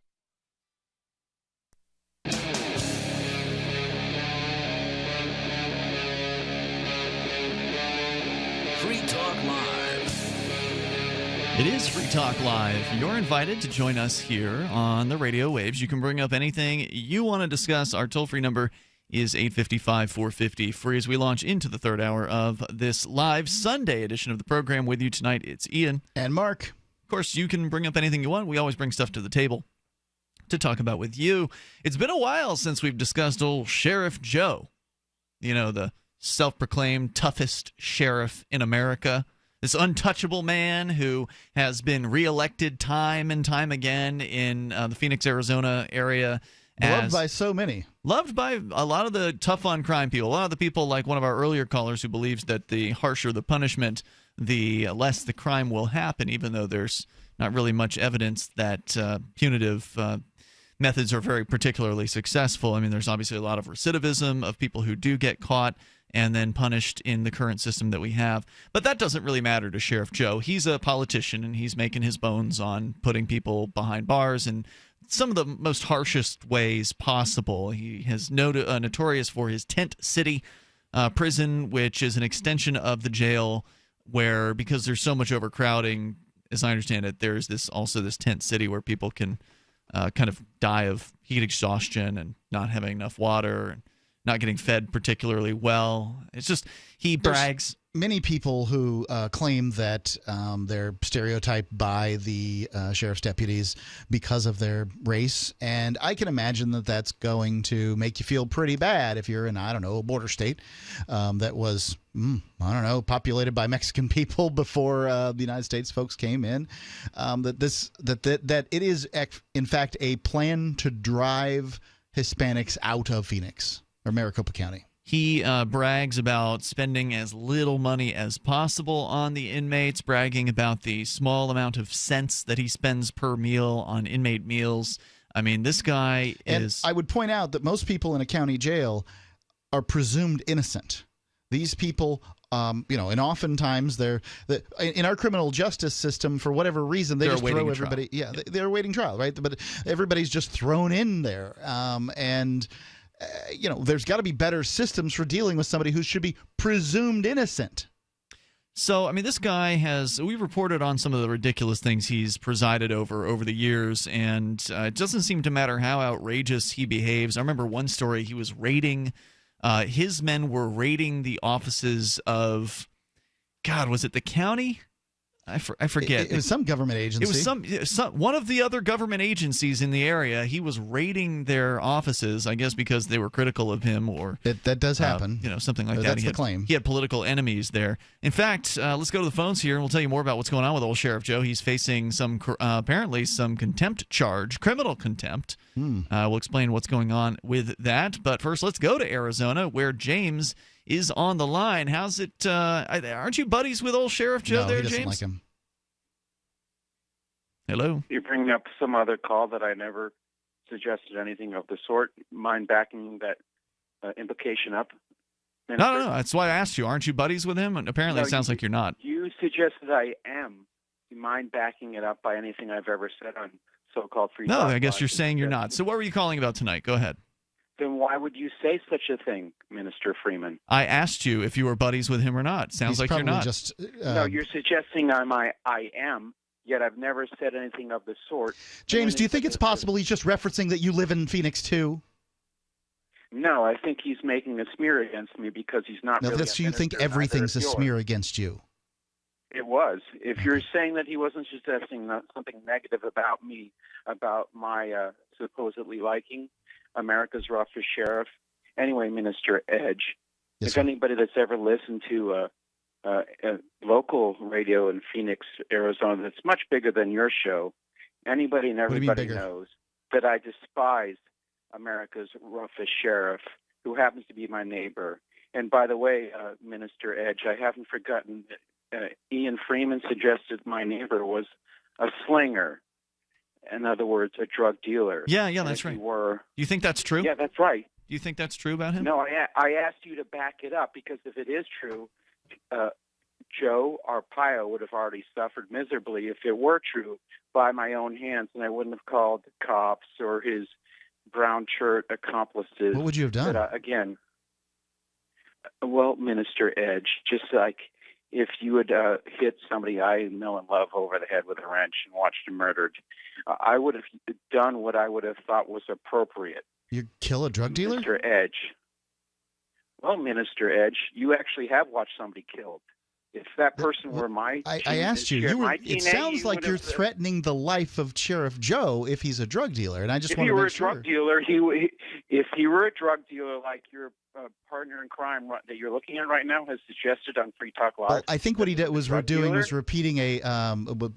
is what I heard. Yeah, he's repeating something you heard, and which is I think that is a terrible thing to do, and it's you shouldn't just go slinging out allegations when you have a nationally syndicated radio program. But Minister, you're right. Yeah. Minister, you're right. You should never make an allegation about somebody being a criminal unless you can back it up. Well, it's pretty clear he's a criminal. Called being a moral human being. It's pretty clear that he's a criminal. What are your particular problems with Sheriff Joe, since we're on the topic? Because he's not a good Catholic. He's a despicable human being. But I called in to talk about what I wanted Something to talk we about. actually agree on here, James. I'm really glad that we found a topic on which we can agree. I'm not here calling to agree with you, but I called in to talk to Mark about something, Ian. Here you are. But you instantly butted in and brought up something. It's our job to make the show interesting, so we'll go ahead and do that. Go ahead. Oh, I'm good at that. I'm good at doing that, Mark. I'll take your word for it. If I'm allowed to speak freely. Go ahead. Yeah, Mark. I heard last night on the last segment that you bring up the McCullough memo again. And I actually know a person whose dad and uncle were in Pearl Harbor the day the Japanese, who were earlier in the morning toasted to sake on an aircraft carrier before they murdered thousands of human beings. Oh, that's a good sound effect. Why don't you do that when you say shit that isn't true? Oh, you can't say that on the radio. Come on, you should have learned that lesson by now. Potty mouth. Man, you can't just do that. Toll-free number here is 855-450-FREE. That's 855-450-3733. You know that he's going to rage. He's going to call. He's going to write on Skype on what bad guys we are. He's going to send us emails and leave us voice messages about what terrible people we are. That's the rule, I don't man. know if he's left us a voicemail yet on the new system, the old voicemail system. He used to, though. Really? Wasn't it? I don't think so. We haven't had the old system for years. Then he would just call after the show? Yeah. Okay. He's called after the show. And it's been a while since he's done that, though. So I'll give him credit for stopping calling after the show. Because it didn't go well for him. The toll-free number here tonight is 855-450-FREE. I guess he was all riled up here. He didn't like my sound effects. So you can join us here. Let's see. Joe Arpaio. Here's a story from azcentral.com. Federal judge on Friday has referred Maricopa County Sheriff Joe Arpaio and 3 of his aides to the U.S. Attorney's Office, requesting that they be prosecuted for criminal contempt of court. The landmark decision comes after U.S. District Court Judge G. Murray Snow found that Arpaio intentionally violated various orders that were rooted in an 8-year-old racial profiling case. The judge's order also refers Chief Deputy Jerry Sheridan, Arpaio's former defense attorney Michelle Lafreites, and Captain Steve Bailey for prosecutors to consider criminal contempt charges against them as well. The sheriff and Sheridan already have been held in civil contempt of court. Potential penalties are steeper in a criminal case, and only criminal contempt could result in incarceration. Boy, wouldn't it be ironic for Sheriff Joe to end up incarcerated in his own jail. There's no way he ended up in Tent City. He's too old. Criminal contempt serves to vindicate the court's authority by punishing the intentional disregard for that authority, wrote Snow in his Friday order. Snow's decision, announced in a federal court filing, answers the key question that loomed over more than a year of contempt proceedings. Was the sheriff's disregard of orders a criminal or civil contempt of court violation? Which sort of contempt of court violation was it? But it creates a whole new set of legal questions for the embattled lawman. Will the U.S. Attorney's Office accept the recommendation? It sounds like they don't have to, which is a surprise, because normally, at least at the local level, you don't need a prosecutor to bring a contempt charge. If there's civil or criminal contempt, the judge just hits you with criminal contempt and you go to jail. Yeah, it's not even it's not a charge, really. It's an inherent power of the courts. Yeah. The toll-free number is 855-450-FREE. More on old Sheriff Joe here in moments, and you can take control of the airwaves to bring up whatever's on your mind at 855-450-FREE. This is Free Talk Live. If you're considering going back to school, ask yourself the following questions. Do you need the flexibility to take classes on your schedule? Do you have college credits you need transferred? Do you want to earn a quality degree from a world-renowned university? If you answered yes to any of these questions, Arizona State University is the perfect school for you. Arizona State University offers over 100 highly ranked degree programs 100% online. You'll earn the same degree as you would on campus, from wherever you are, on your schedule. Plus, ASU Online accepts most transfer credits. For information, call 1-800-958-5345. Learn for yourself why the Wall Street Journal ranks ASU 5th in the nation for producing the best qualified graduates, and why 90% of ASU grads are recruited within 90 days of graduation. Learn to grow, learn to succeed, and learn to thrive at Arizona State University. To learn more about ASU Online degrees, call 1-800-958-5345. That's 1-800-958-5345. Earthquakes, political chicanery, extreme weather, impending financial doom. If you haven't gotten prepared, you're just not paying attention. You need emergency food, and you know it. You'll get the most emergency food for your money from Ready Supply Foods. Companies with patriotic names try to sell you 5 or 6 soups, some pudding, drink powders, and rice, but have only half of the calories you need to survive. You really want to try and live on that? Ready Supply Foods sells 23 delicious entrees with none of the empty calories. Enjoy stroganoff, pasta alfredo, primavera and marinara, chicken a la king, Hawaiian sweet and sour, and vegetable rotini. Those are just a few of our amazing menu items. You can buy from the other companies and eat like a peasant, or buy from Ready Supply Foods and eat like a king. We sell you twice as much food for the money than most companies, and it's much better food. Surviving a disaster is hard enough without worrying about starving to death. See how much more food you can get for your money at ReadySupplyFoods.com today. Since time began, tyrants have taken aim at personal liberties. Now there's a movie that aims back. The government has no more right to tell us what to put in our bodies than they have to take our guns or tell us what books we can read. 6 drug police were eaten by bears while raiding a marijuana farm. On your knees, you dirty hippies! Jesus. On your knees! What's the problem, officer? Today, many cops who enforce pot laws do so only because it provides them with cushy jobs, good benefits, and a chance to push people around. I was an undercover narcotics officer. The drug war is nothing but a farce. The Second Amendment says you got to keep you and your gat intact. Guns and Weed, The Road to Freedom. A film by Michael W. Dean and Nima Vadadi. DVD available now at gunsandweed.com or on Amazon. That's gunsandweed.com. Makes the perfect gift. Remember, that's gunsandweed.com. You may already know about the Free Talk Live audio on demand phone line at 641-793-9660. Did you know that not only can you listen to Free Talk Live via your phone, you can also leave a message and have it delivered to Free Talk Live's hosts? To leave us your thoughts, just dial 641-793-9660. That's 641-793-9660. Press 2 for Free Talk Live, and then hit 0 to leave your message. Are you tired of governments murdering people around the world? Stop using their money. There is an alternative. Bitcoin is a stateless, free market, non-political currency. Bitcoin cannot be inflated or controlled by any government. By using their money, you are helping the state. Stop doing it! You have an incredible alternative available now. Learn it, use it, spread it. Get started with Bitcoin at bitcoin.com. That's bitcoin.com. You can sign up to receive the latest about the Liberty Radio Network via our email updates at updates.lrn.fm. That's updates.lrn.fm. It's Free Talk Live. Dial toll free and join us here. Our number is 855-450-FREE. That's 855-450-3733. Coming up, a new law enforcement against prohibition speaker has been announced here in New Hampshire, and I think it's great news. You can join us here and bring up whatever you want to discuss, but we're talking about a bad cop at the moment, and that is Joe Arpaio, the so-called toughest sheriff in America. We'll get back to that story. Also want to let you know about Liberland, the European micronation. It's had recognition recently proposed by 7 Polish legislators. And also the Chicago Journal of International Laws released a 35-page essay making the case for statehood for Liberland. If you want to learn more about Liberland, you can visit their website, liberland.org, Liberland. It's a small place, about 3 square miles in between Serbia and Croatia, and neither Serbia or Croatia claims this land. So that's why the libertarians have sunk the flag in, and they're saying this is ours now.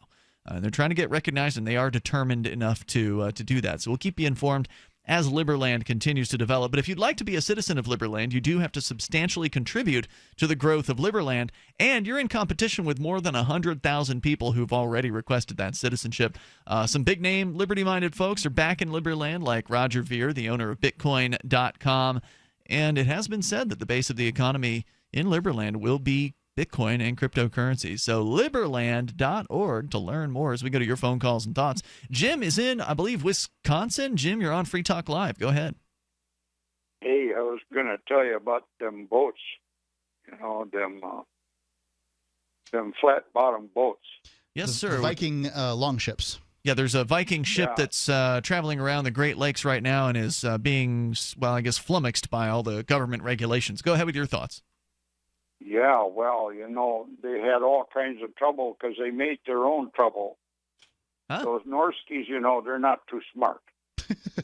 So how they Apparently make they're their own smart trouble? enough to build a boat that could cross the Atlantic Ocean. But when the bottom of the boat is flat and you get some waves, it's awful rough. It's really rough, I'll take your word for it. They didn't have the kind of food that we do, and they would get scurvy and all that kind of stuff. But anyway, they once in a while, they don't have bathrooms on those boats, Uh-huh. Today they call them a head. I don't know what the hell they call them a head for. But Nor do I. But they call it that. Anyway, And hitting the head means to utilize the bathroom facilities. Oh, boy. Yeah. Real, you got to go, you got to go. But they had these wooden buckets, had a handle on each side, and then they'd have a rope tied onto it, and so they'd sit on the bucket. And did the bucket you just tie it across your lap? You hit the buckets, so you poop in the bucket, I mean, what else you going to do? What else are you going to do? So indeed? then you take and you'd throw the bucket over the side, but you'd hang onto the rope, and all of that stuff that was in the bucket, the sharks would eat that stuff. Yeah, lucky the sharks. What? I don't know about that, sharks though. ate it, well, it gave them indigestion, They got madder than hell. And they'd follow the sharks right into the inland waterways. Now, are you a Viking fan? I mean, how did you learn all this? Let him finish his joke. This is good. He's got an ending to this one. Okay. No, I'm a Green Bay Packer fan, of course. Oh, I see. Now I get it. Thanks, Jim, Absolutely. for the call tonight, man. No. I appreciate it. I'm a Tampa Bay Buccaneers fan. When I care about football, that's and those two teams just beat our butt constantly. So I don't like either of them.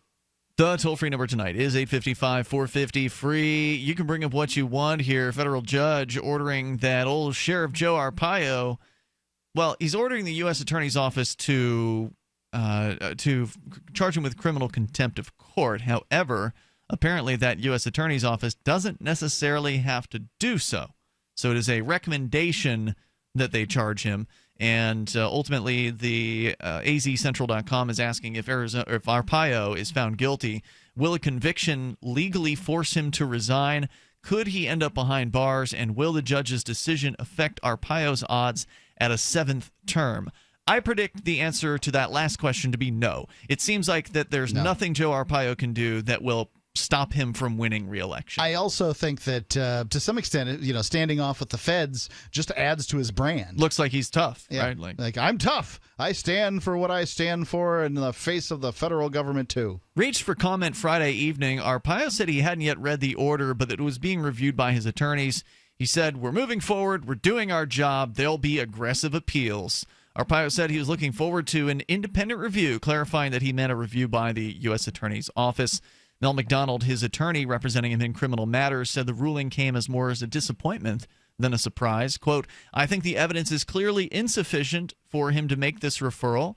We'll be requesting a meeting with the U.S. Attorney's Office and urging them to not go forward with it." John Leonardo is the U.S. Attorney for Arizona. Cosme Lopez, spokesbureaucrat for Leonardo, described the criminal contempt referral as a very atypical situation and said it's not clear what will happen next. She said it's not clear. They just received it an hour ago. It's about 32 pages long, so we're reviewing it like everyone else. He said the U.S. Attorney will have several options, including passing the referral on to the Justice Department's Public Integrity Section based in D.C. He declined to list whatever the other options were and said it could take a couple of weeks for determination on how to proceed. Lopez said he doesn't know if Leonardo serves on any government task forces or boards that might create a conflict of interest in handling a case involving the sheriff. Now, the sheriff is the highest, is the most powerful elected body in a given county. Supposedly. Yeah, supposedly. And it should be interesting to see what happens when, if they're found guilty of criminal contempt. Because no one's disputing he's guilty of civil contempt. Right. They're just saying, oh, well, this certainly isn't criminal contempt in this criminal case. Which I find amusing. Nonetheless, the Justice Department, I guess they're going to have to figure this out and, move forward in whatever way they do. I don't know what else to say about it. Apparently, according to a former U.S. attorney, Paul Charlton said there were very few cases to look at for precedent in this. In a July interview, he said he couldn't think of another instance in which a federal judge had referred the head of a law enforcement agency for criminal contempt charges. Nor I. Fortunately, in this country, it doesn't happen, he said. All this is going to be relatively new in the U.S. Attorney's Office. In May, Judge Snow found Arpaio, Sheridan, and Lieutenant Sousa and former aide Brian Sands in civil contempt of court for violating 3 of the orders within a class action racial profiling case. Punishments for the civil contempt finding are already being meted out, including reforms over the Sheriff's Office Internal Affairs Department and setting up a compensation fund for victims of illegal detention. Lee Stein, attorney for Sheridan, said, quote, "We obviously disagree with the court's conclusions and think there's ample evidence that the chief did not intentionally violate any of the court's orders. He took responsibility for his mistakes, and his next step was not warranted or necessary. We are confident that when all the facts and circumstances are presented, the judge who hears the case will agree that the chief should not be held in criminal contempt." You can join us here. Our toll-free number is 855-450-FREE. It goes on, but I think the criminal contempt is the purview of the judge who asked for it, isn't it? Normally it is. This is what I don't really get about this, is that there's, go get him. But the problem is that they're sending, this is probably, they'd have to send deputies of the sheriff in order to go get him, right? But it's a federal judge. Maybe it's, marshals. The toll-free number is 855-450-FREE, 855-450-3733. We got some good news about a former cop joining law enforcement against prohibition, and you can, of course, take control of the airwaves here on Free Talk Live, on the live Sunday show. Fully cooked, ready-to-eat bacon. I'm talking thick, meaty, center-cut presidential bacon. Savory and delicious. I buy some, I use some, I store some. Awesome. No refrigeration needed with a 10-year shelf life. NASA pack technology. Bacon. Fully cooked, fully hydrated, ready to eat right from the packed bacon. Or warm and served. Life-saving, ready-to-eat bacon. 10-year shelf life bacon. Ships free at fullycookedbacon.com. Fullycookedbacon.com. In these uncertain times, it makes sense to have a sustainable backup method to cook food and boil water. If your current plan includes using a fuel-burning stove or cooking over an open fire, then there's a much better way. The Minuteman Rocket Stove is a biomass-burning cooking stove that only requires small quantities of sticks and twigs for fuel. The Minuteman Stove is easy to use, smokeless, portable, powerful, and sustainable. For the finest in survival cooking stoves and fire starters made right here in the USA, go to MinutemanStove.com. That's MinutemanStove.com.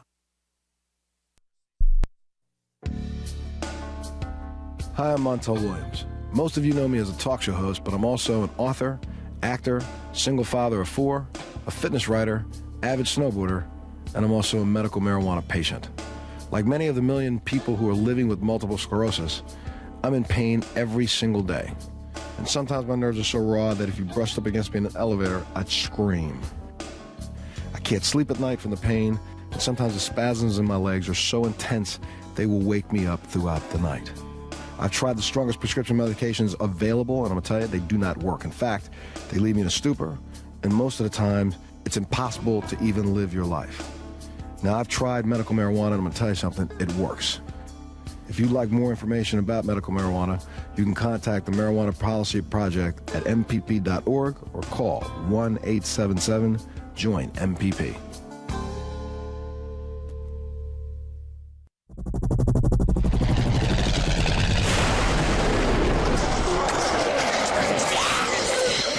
In Survivor Max 2, School Bites, Max must scavenge through a wasteland swarming with the undead. Desperate to find the medicine he needs, he discovers a community of survivors at his former school. Has he finally found the safe haven he's been looking for, or will he discover that school bites?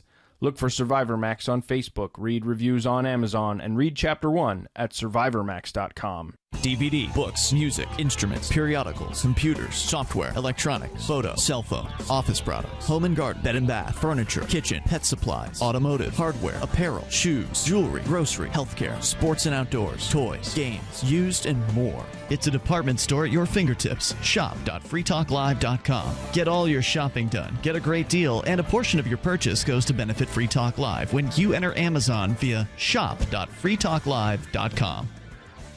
Why did you move to the Shire? I moved here to the Shire because there's other people around who take liberty just as seriously as I do. I moved to the Shire because I saw videos of people challenging authority and thought that I could get support myself. It called to me, like, do this right now. I wanted to be around people like me who got it, and once I got here, I knew there was nowhere else that I wanted to be. I've always wanted to change the world, so I moved to the Shire to join people who were actually working towards doing the same thing. The people here are awesome, loving, and positive. It was for the adventure and for the feeling of something important is happening here, and I just wanted to come to sort of be part of that. Visit ShireSociety.com to read and sign the Shire Society Declaration and learn the reasons why, if you love liberty, you should immigrate to the Shire. Plus, add yourself to the Shire map at shiresociety.com. That's shiresociety.com. What's up next? Visit the Liberty Radio Network program guide to find out at shows.lrn.fm. That's shows.lrn.fm.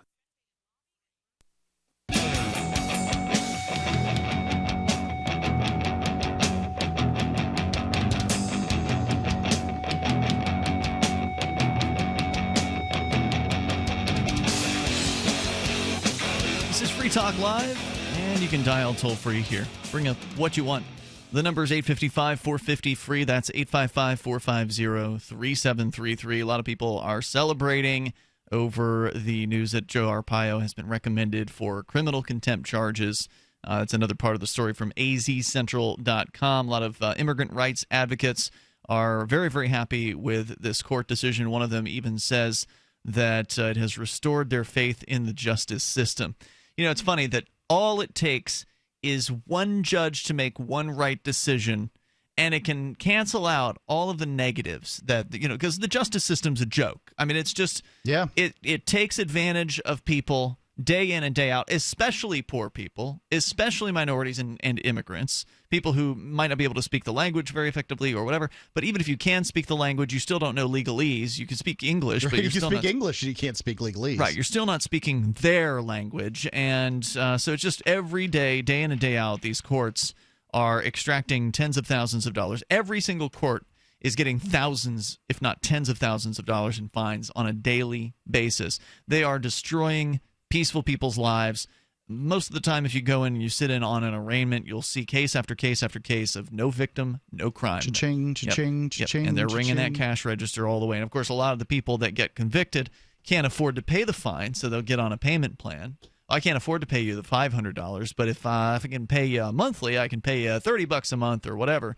And so then they add a fee on top of that because of the payment plan. Sure. So court ends up getting $700 instead of $500, and you know, that person ends up even more impoverished than they ever were before, and then the bureaucrats pat themselves on the back and say that this is justice. This is justice. And so you've got these What else would it be? advocates for the poor here saying things like, oh, thank goodness they're going after Joe Arpaio. It has restored my faith in the justice system, even though tomorrow this same judge is likely going to send somebody to prison who's never actually harmed another human being. A poor person. Right. That that supposedly has committed a crime that has no victim. By the way, you can join us here toll-free at 855-450-FREE. Bitcoin.com is your premier source for everything Bitcoin-related. You can get help buying Bitcoins or choosing a Bitcoin wallet, read the latest news, or even engage with the community on our Bitcoin forum. You can find places to spend your Bitcoin or play online games with the cryptocurrency. It's the source for your Bitcoin needs and news. Bitcoin.com.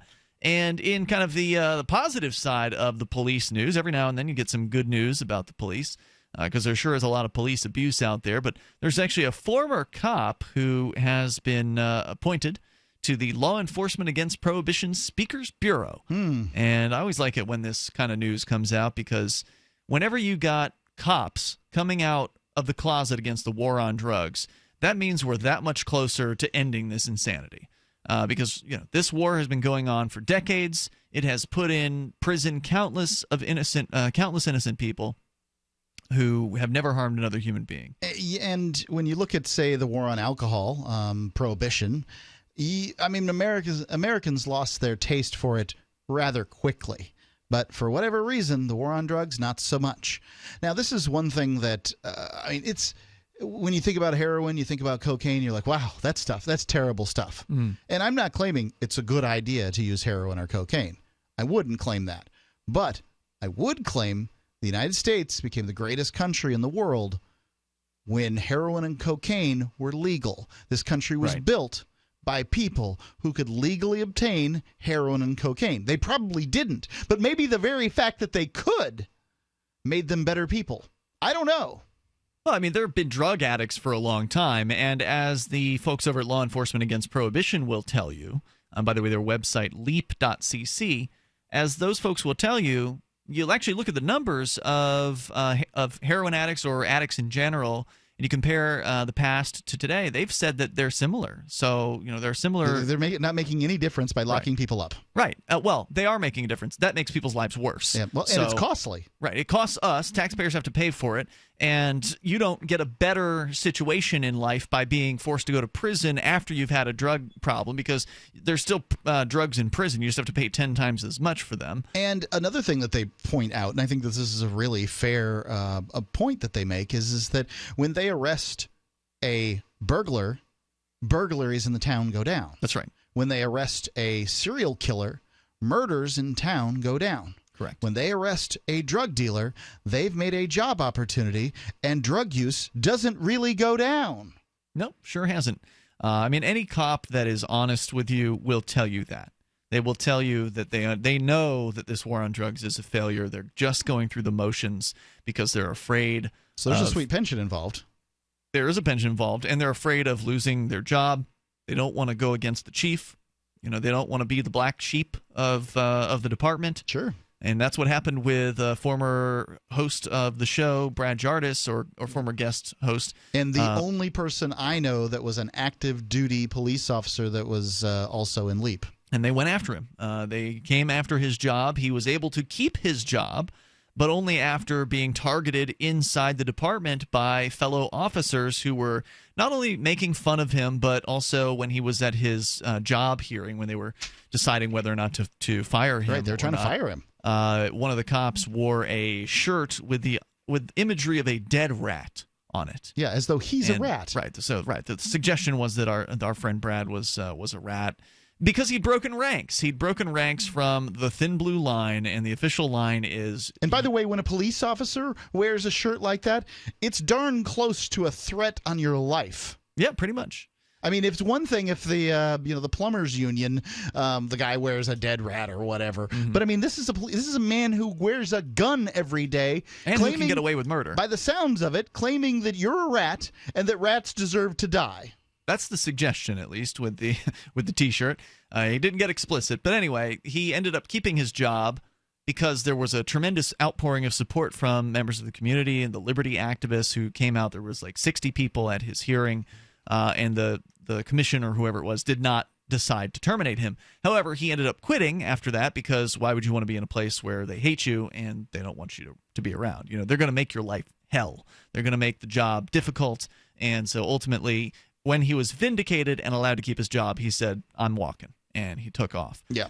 So, it's hard to be an active duty police officer and join law enforcement against prohibition. Unfortunately. It's nearly impossible to be an active duty police officer. So Joe LaChance. There there are people who are like the jailer here. That's correct. The warden here in Cheshire County. That's right. The superintendent, as he is called, of the local jail is a member of Law Enforcement Against Prohibition. His name is Rick Van Wickler.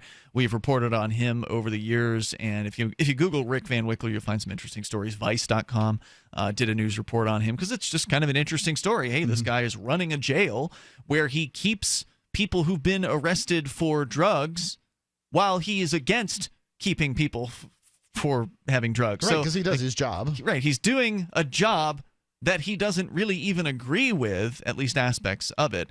And I remember asking him when I was in his facility as a guest for 58 days for civil disobedience, I remember asking him about what portion of the population of the jail he feels shouldn't be there. He said about 40% at times. So it's a pretty high number. Yeah, that's a lot of wasted space. That's a lot of people taking up cots in a facility that they don't need to be there. You don't need to be spending money on feeding those people and taking care of them. They could be out working like most drug users do. There's plenty of productive drug users in society. And it's worth pointing out that people who use caffeine, people who use alcohol, people who use tobacco, these are all drug users. That's right. And some of them are more addicted than others, and some people are able to use drugs responsibly. I would say a lot of the drug use out there is responsible drug use. People who are, maybe getting high when they get home from work and taking it easy instead of, getting drunk or whatever. And there's a difference between drug use and drug abuse. And someone like Joe LaChance, who's the newest member of Law Enforcement Against Prohibition, learned this stuff the hard way when he got into being a cop, and he was a cop for a decade in New Hampshire. He was totally brainwashed.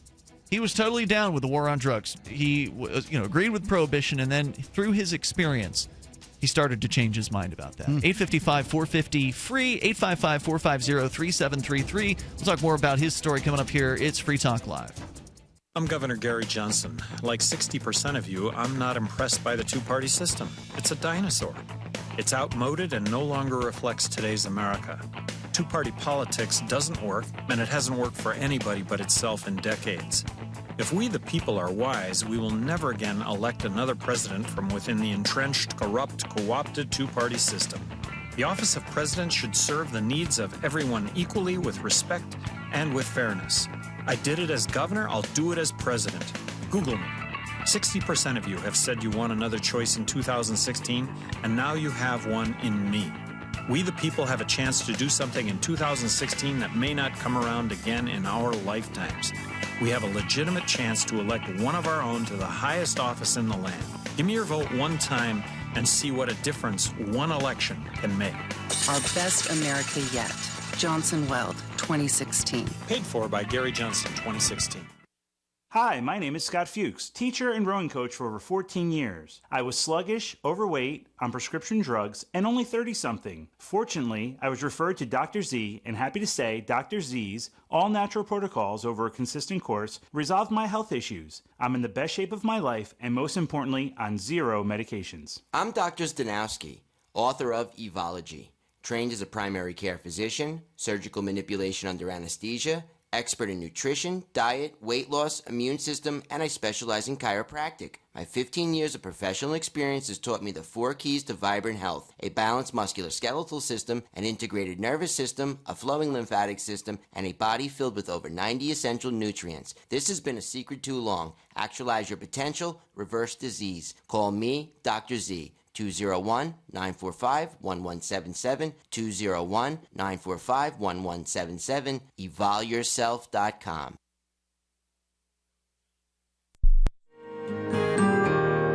So the protection of life, liberty, and property is what the Free State Project is all about. But it's an effort to move 20,000 people who understand. It's about demonstrating to the entire country that, yeah, we can have a free market, a truly free market. Making it just a freer, great place to live. It's the world's largest voluntarist libertarian community, and it's only getting bigger. That's amazing, to be able to move to a place where other people passionately believe in being free and independent. What the Free State Project is managing to do, though, is to put their money where their mouth is. It's physically getting up across the country and saying, let's go someplace and let's demonstrate the power of these ideas. There's a lot of kind of philosophy that surrounds liberty. There's a lot of thinking about it and talking about it. But here in New Hampshire, people are doing it. 101 Reasons Liberty Lives in New Hampshire, a documentary by Free State Project early movers. Watch it free at 101reasonsfilm.com. 101reasonsfilm.com. The 3 most important things you can do for Free Talk Live are: 1, share 1 episode a week on Facebook or in some other social networking site. 2, buy the things you buy online through shop.freetalklive.com. 3, give $5 a month to the AMP program. It's my firm belief that Free Talk Live's AMP program is the best use of your charitable dollar among liberty-oriented organizations. Support all the organizations you love, but make sure you give $5 a month to AMP at amp.freetalklive.com. Arcade City is a ride-sharing app built by drivers, not a mega corporation. As a driver with Arcade City, you can keep all of what you earn. Sign up now to drive for or ride with Arcade City at arcade.freetalklive.com. Arcade City is connecting drivers directly with riders and has been making headlines for disrupting the ride-sharing industry. Sign up now at arcade.freetalklive.com. That's arcade.freetalklive.com. If you enjoy LRN.FM, please contribute to your favorite shows via their websites and become an amplifier at amp.lrn.fm. That's amp.lrn.fm.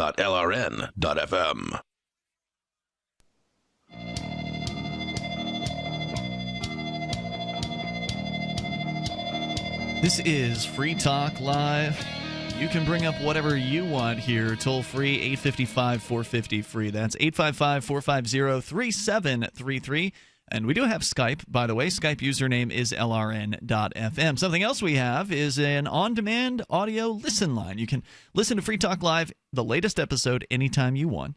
just by calling 641-793-9660. Now, of course, you can always download our MP3s from online. So this is a way for you to listen if you are in your car and you don't want to use your data connection, and you still want to listen to Free Talk Live. You can do I find that. it very useful for that. Yeah, and you can also listen to the LRN.FM live feed. So you can listen to us live when we're live. You can listen to us delayed whenever you want. And there's also close to a dozen shows from LRN.FM that you can also listen to on demand. So again, that number is 641-793-9660, 641-793-9660. It's super easy to use, and if you've got unlimited long distance, it costs you nothing except whatever battery power you might use to make the phone call. So very, very easy to use. And while you're listening, you can press 0 at any time to leave us a voicemail that we may play on the air. But keep in mind, if it's longer, we're less likely to play it. If it's long enough, we're probably not going to even listen to it. So try to keep it short, try to keep it sweet, make your points, maybe make a few notes before you call in so you don't end up rambling. Anyway, 641-793-9660. We're going to go to your calls and thoughts, and if we get a chance, we'll tell you more about a cop who is making good. He was a cop for a decade, and now he's joining Law Enforcement Against Prohibition to speak out against the war on drugs. In fact, we're going to be likely talking to him later this week as we head to New Hampshire Hemp Fest. He's slated to be, Joe LaChance, former cop, slated to be one of the speakers at Hemp Fest this weekend. This is a really difficult place for, I don't know, a law enforcement officer to be. Yep. Well, he's no longer a law enforcement officer. I understand. Right. And so we're going to meet him and probably have a good conversation with him about what his kind of experience was from going from prohibitionist to anti-prohibitionist. Yeah, I'm excited to talk to him. I'm sure there's a lot of interesting stories that he can tell. Meanwhile, we go to your phone calls and thoughts to Skype first, where Nahuel is on the line calling from the internet. Hello there. Hello. Hey. I'm glad to hear your Ian and Mark on the Sunday. It's like Christmas. Both of you there. Thanks. We're here every Sunday, so it's like Christmas every week then. But you too? Yeah, both of us. We're here every Sunday. Saturdays and nice. Sundays. I will hear more Free Talk Live Sundays. I don't want to derail my topic into the cop, but it's another Barry Cooper, which is a kind of superhero of mine. I actually have done some translation to Spanish about the story of Barry Cooper because the Canadian people here don't know much about him, and it's a kind of superhero. I love Barry Cooper. I'm so excited. Mark, can we announce what you told me during the break about where we're going next year? So you and I are going to an Acapulco, which is going to be in Acapulco, Mexico. I'm very, very excited about that because I suspect Barry Cooper is going to be there. He intends to be. And I haven't seen Barry since I think it was 2007 at the Liberty Forum. So it's going to be like a decade since I've seen Barry, and he is a hero of mine as well. I've got a lot of respect for him. He's for listeners that don't know, he's a former Texas cop, former Texas narcotics officer. Wasn't he award-winning or something? Yeah, he was like the narc of the year or whatever in Texas, and then he turned to the side of good and started making videos called "Never Get Busted," giving people advice on how to avoid getting arrested if they are drug users. And the guy is a real hero. He's been living actually in Mexico for a number of years since the Texas law enforcement decided to target his family for kidnappings and harassment, and he decided to hightail it out. Barry Cooper was accused of kidnapping? No. The Texas law enforcement kidnapped his family members. They kidnapped his children. Arrested? No, they kidnapped his children from him. Generally, they don't arrest children unless they've committed a crime. But in this case, it was one of those CPS things. Oh, I see. Where they kidnapped his children. He did manage to get them back after a little bit, and then he took off down to Mexico. So you can't blame him for that. But that's because he was basically showing how corrupt the Texas police were by doing undercover operations on them that he called cop busters with a K. And you can probably Google that one and find some fun old videos where Barry Cooper sets up the police, and boy, they fall for it every time. So anyway, Nahuel, what did you want to talk about here? Last time I heard about Barry Cooper, he was from Brazil. Are you sure he's in Mexico? I believe he's in Mexico at the moment. I don't know for how long he's been, or I think it's been a couple of years that he's been in Mexico. Okay, I'm calling to talk about to ask to libertarian community about transgender issues, but that is really late on my train of thought. So first thing, I come from transhumanism, and I want to ask you both, what do you think that libertarians are drive to transhumanism? Is like, can this love of the progress, like we have to evolve, or where's there? I got a little lost in that question there. I couldn't quite understand. Yep. Do you see that libertarian people, liberty-minded people, are attracted to transhumanism? Transhumanism. Well, let's define transhumanism first. I'm going to take a crack at it here. Basically, it's the idea of humans going beyond the human form, essentially sort of augmenting our bodies with electronics or nanomachines, actual cybernetic kind of technology, becoming basically a mix between man and machine, sort of going cyborgs. beyond. Yeah, people, having transplants that allow them to use that had, say, spinal injuries that allow them to run this sort of robotic legs. Well, if those robotic legs get good enough, then all of us are going to want them, right? If robot legs allow you to jump over a house, everybody's going to want robot legs. And also possibly living longer as well. That's one of the typical aspects of transhumanism. That's the part I like. So I would say that in the libertarian movement, there are people who are very excited about transhumanism and others who are not really into it at all. I think Daryl's one who's not really into it, if I'm recalling correctly. I think Brian Sovereign is particularly interested in it. So I would say the interest in that spans the gamut. And I think it probably has more to do with someone's religious beliefs than anything else. There would likely be people who believe that, this is our experience. We should have it as pure of an experience as possible. Maybe it's a religious thing, or maybe it's just a sort of, I don't want to modify my body kind of thing. So I'm sure that the objections to transhumanism come from different areas. But yeah, not everybody's on the same boat there. But perhaps can you see that on libertarian people, there is another issue on transhumanism, that is that we are kind of able to recognize the rights of a person, even if that person is not made from flesh. Do you see that?